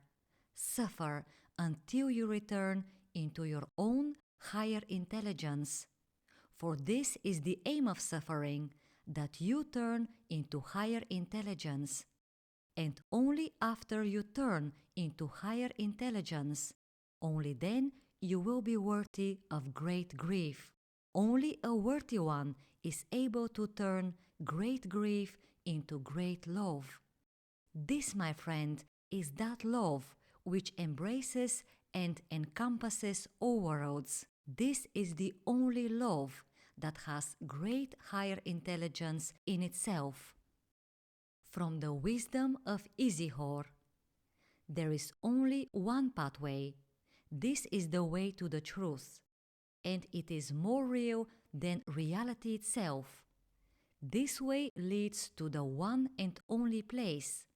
Here, in this place, both unreality and reality turn speechless and silent, for they are both an obstacle. This place, my friend, is called Avohar Tara in the Zalihir language. This is the place you are looking for. This is the place you ought to go to. Compared to Avohar Tara, all other places are deserts. Go back to your home, my friend. Go back to your fortress. Avohar Tara means the all-seeing silence. It surpasses all types of initiations. Avohar Tara is the great place. From the wisdom of Izihor. That joy which does not give you a lesson, abandon it. That suffering which does not make you nobler, abandon it. That love which does not turn you into a dark, abandon it. Listen to my advice and follow it, my friend. Choose for yourself joys that teach you. Choose for yourself sufferings that make you deeper. Choose for yourself that love which shall lead you into the depth of the dark. Out of this dark, my friend, the dawn of the worlds was born. And if you want to become one of the sons of the dawn, you have to pierce this dark in order to be born anew. Those who are born anew are above and beyond all words. They carry in themselves not words, but the Word. The Word, this is the presence of silence. Only God possesses this Word, and He endows the sons of the dawn with it. To become a son of the dawn, this is a sacred goal, my friend. A son of the dawn is a presence of something deeper than eternity itself. From the wisdom of Izihor, the most ancient letter of the alphabet.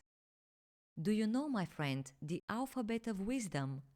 This is not the alphabet of the world, my friend. How can ever the most ancient one, who is concealed inside the mystery, be possibly limited by the alphabet of any language at all? For the most ancient one there exists neither any alphabet nor any language in the universe. Still there exists, my friend, a mysterious alphabet of wisdom. This is the proto-language. In the most ancient language, or the proto-language of Vatans, the first letter is the symbol of the most ancient one.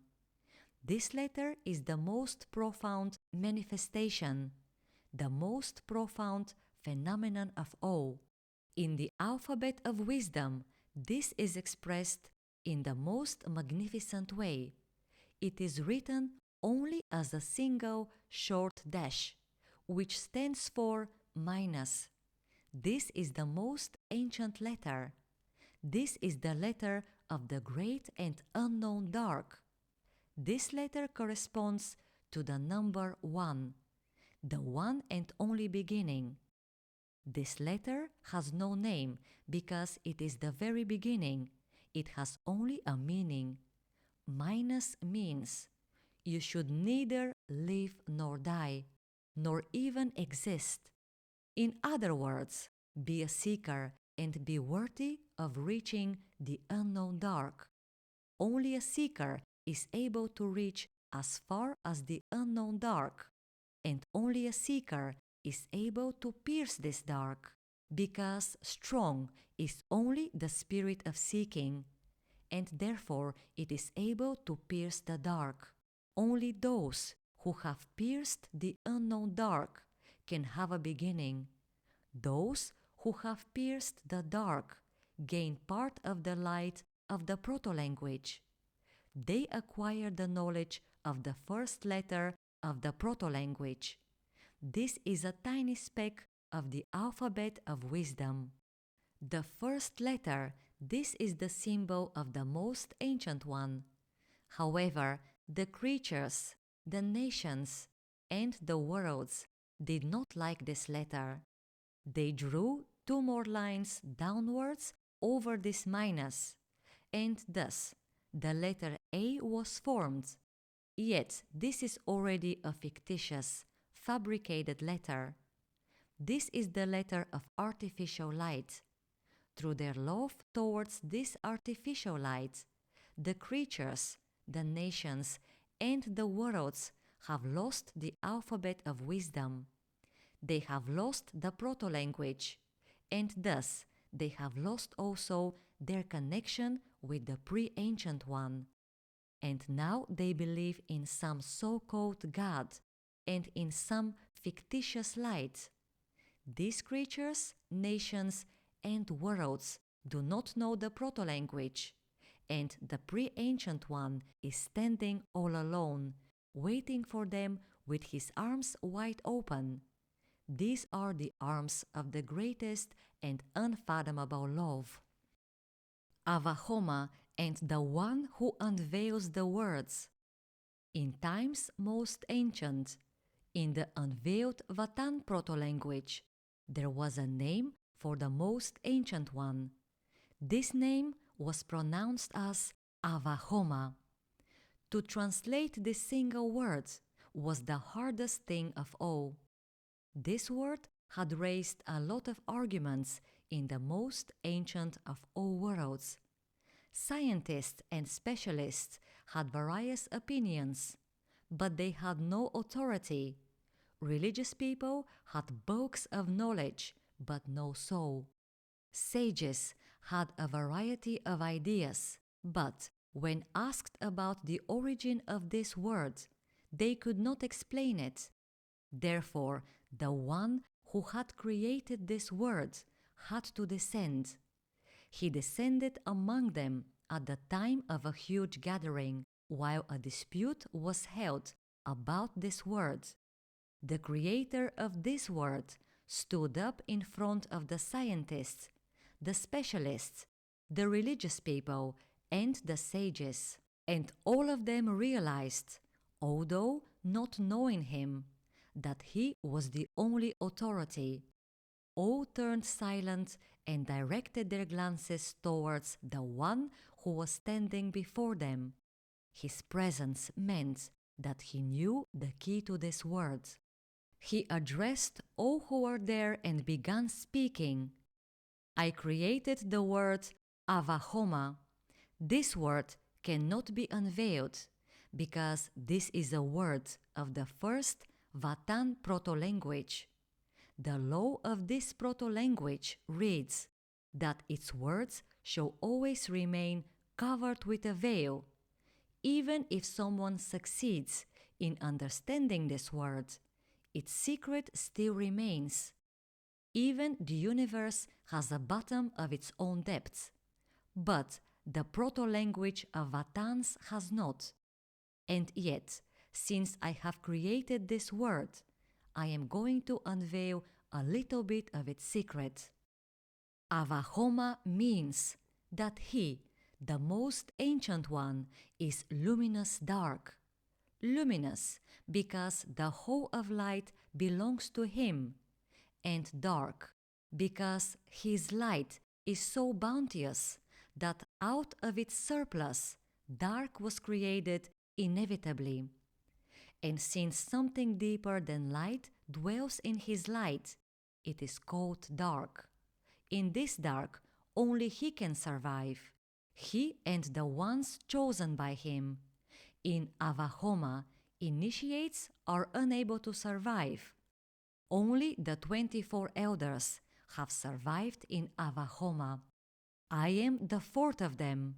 There are rulers of the secrets and of the mysteries, and these rulers are the 24 elders. The one who sent me to talk to you is the great dark, because only this unknown dark can show you the way towards the light. This way is called Avahoma. Avahoma is the one who surpasses the depths of all things, and the dark is his locked light. Then the fourth elder bowed and concealed himself away in silence, in the same way as silence is concealed amidst all the worlds. So this is how our story ends, and all who were present at the gathering realized that in life there are secrets, imperishable secrets, and that one of these secrets is Avahoma. For us, there remained only the trial of silence and the spirit of seeking, because only seekers are able to work their own way to the beginning and the end of all things. And still, is not each end a new beginning, a mysterious beginning that will always guide us towards its own boundlessness? So this is how I shall end my story. I, Isihor, from the times of the first Vatan language. A conversation about the most important love. Once Isihor summoned his 3 disciples in order to test them. He said to them, "Tell me which love is the most important in life." The first disciple answered, "This is the love for the sun. I believe that the love for the sun will keep renewing me eternally until one wondrous day I myself become a sun. Then I will start renewing the world." The second disciple replied, "For me, the most important love is the love for water. That love keeps constantly refreshing me.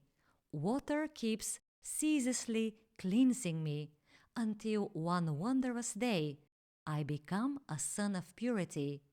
I believe that only the pure ones are able to serve."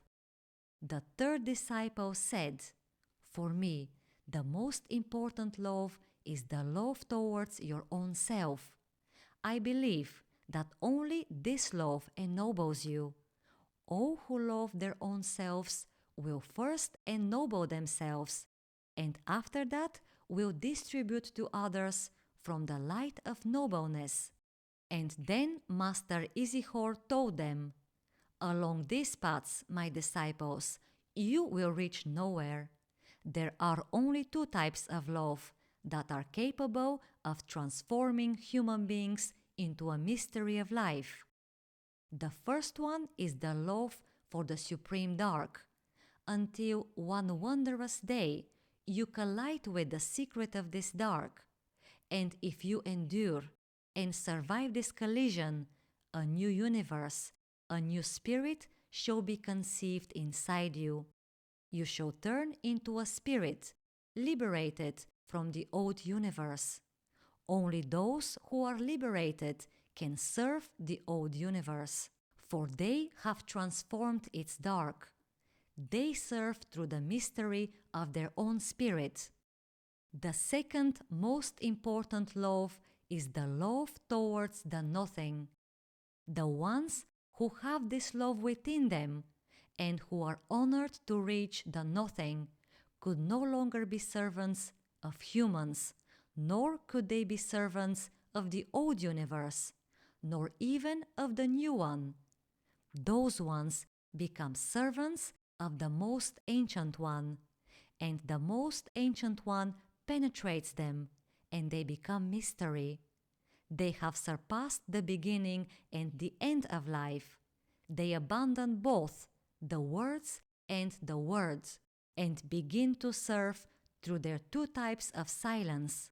Their first silence contains in itself that presence of spirit which is beyond both the outer and the inner universe, and their second silence has got in itself no presence at all. Here, in this silence, even the spirit has gone. Only the most ancient one has remained. Only the great silence has remained. This silence once preceded all created and non-created worlds. In the ancient language, this silence is called Aumeira. It means non-existence or fathomless chasm, or also chasm of infinity. Even the spirit cannot endure this.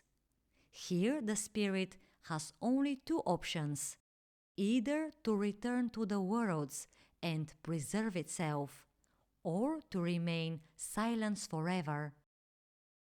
Evil bows only before the ones who are born anew.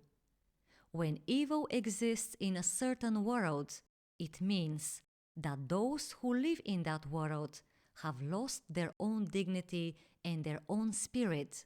That is why evil has a grand mission.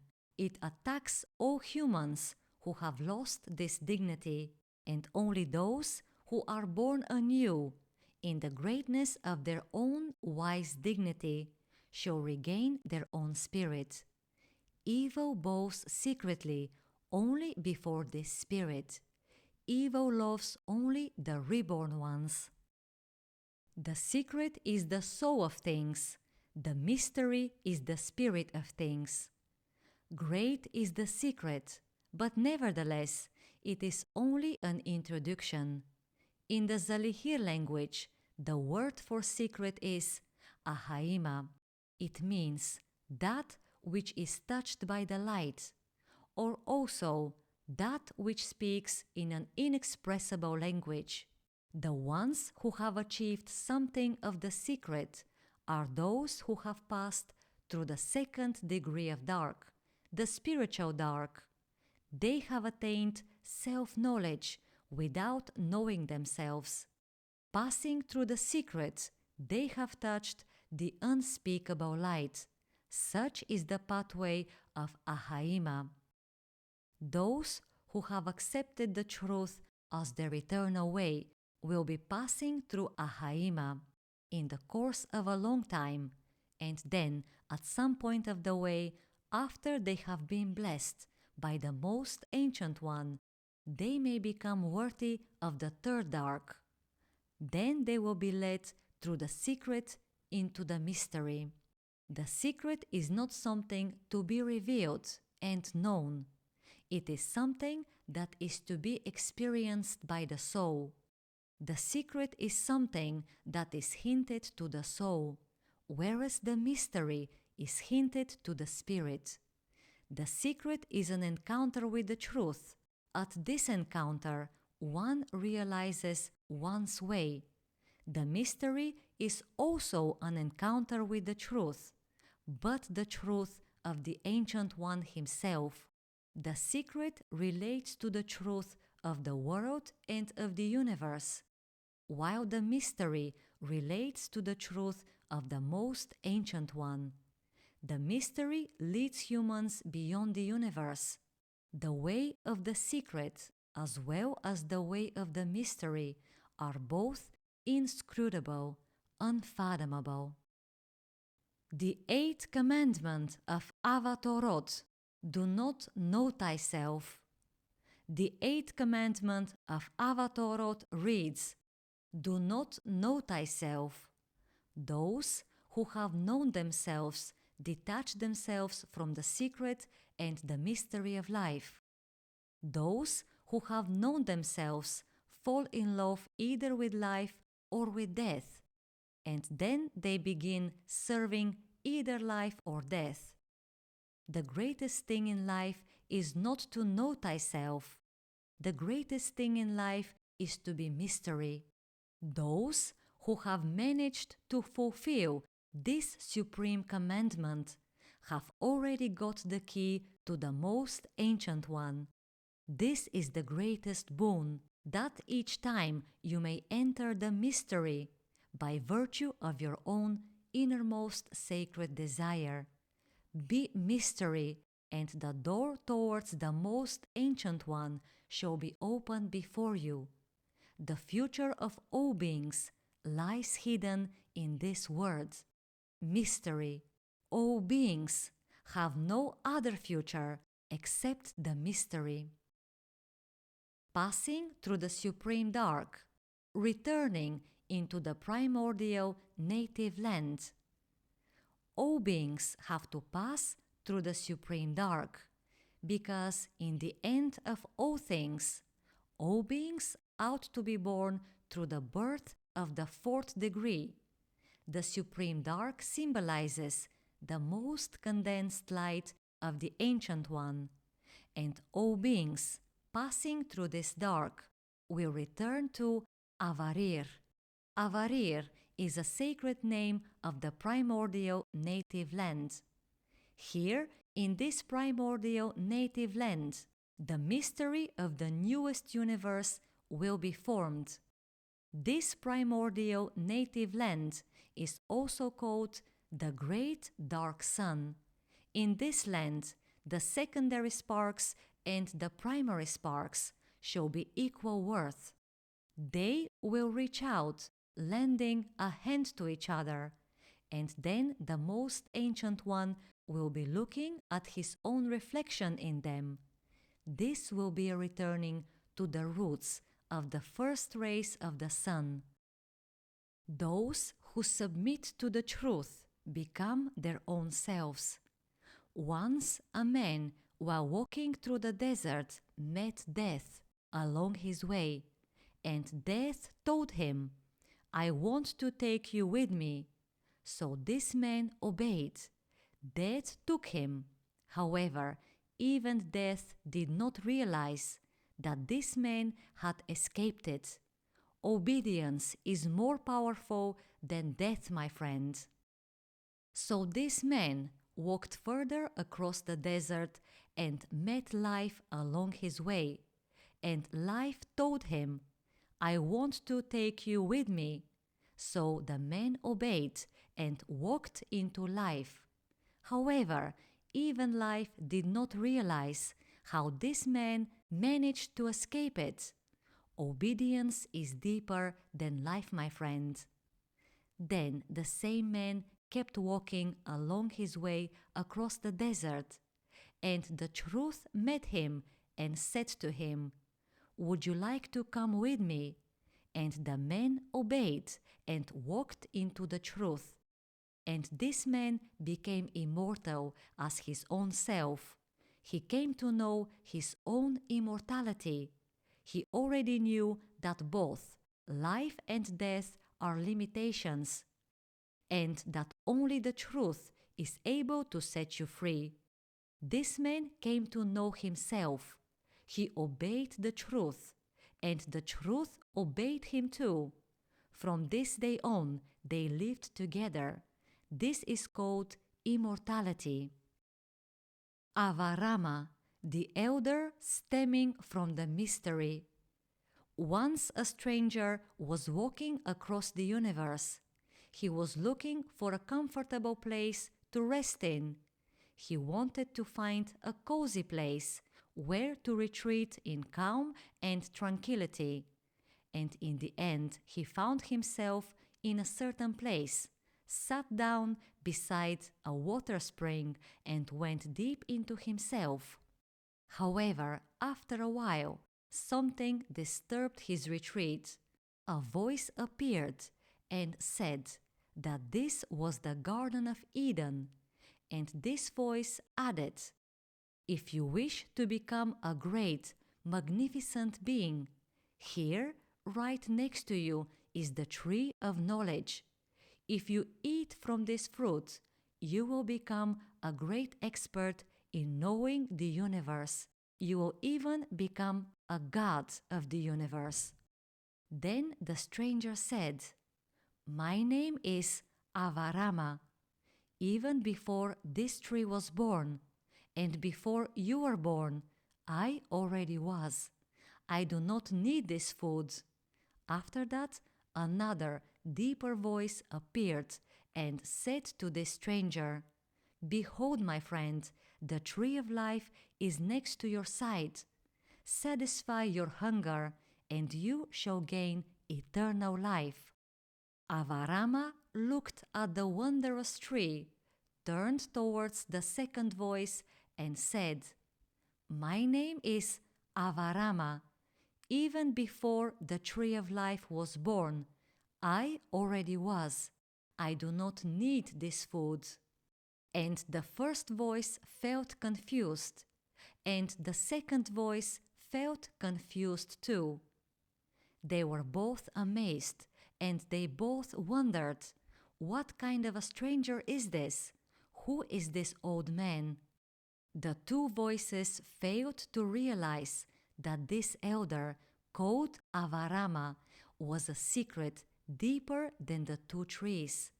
He was the 20th elder, and Avarama means the one living inside the mystery, or the elder stemming from the mystery.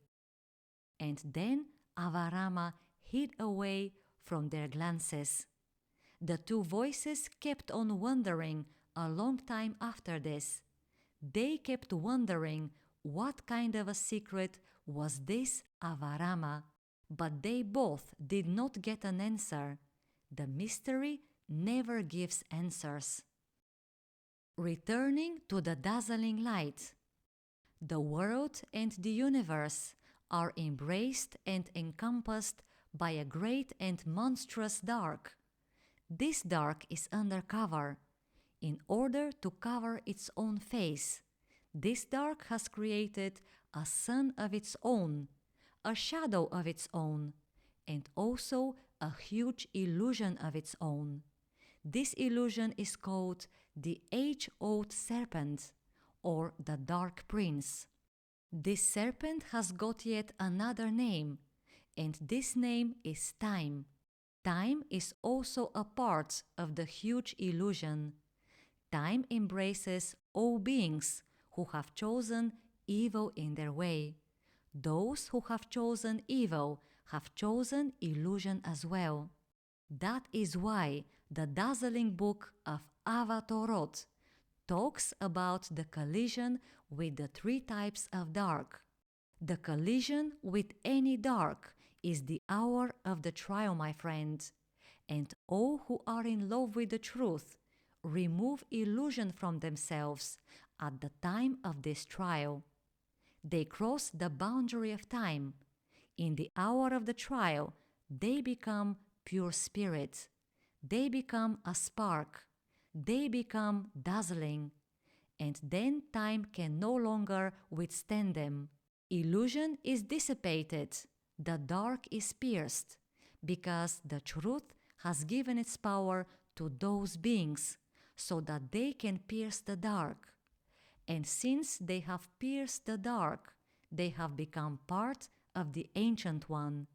They have become sons of Ava Torot, sons of the dazzling light. They already know their true Father. They already know the one who is beyond time. Ava Torot has fulfilled its purpose, because in the dazzling light. There is no time, there is no illusion. The dazzling light symbolizes freedom. So speaks Aravaya. Everyone has to find their own way. Everyone has to fall in love with one's own way. Only the one who has fallen in love is able to walk one's own way till the end. However, before reaching the very beginning of their own way, humans have to face the trial. And where has the trial come from? The trial is predestined by the past manner of life of humans. It happened in the times when humans abandoned the way and chose the numerous paths. That is why the hour of the trial is predestined. In the collision with the big trial, the numerous paths are being dissipated. Only the way remains. This way is dazzling, my friend. It is your big brother. It is your true master. And it will lead you into the hand of the most ancient and dazzling light.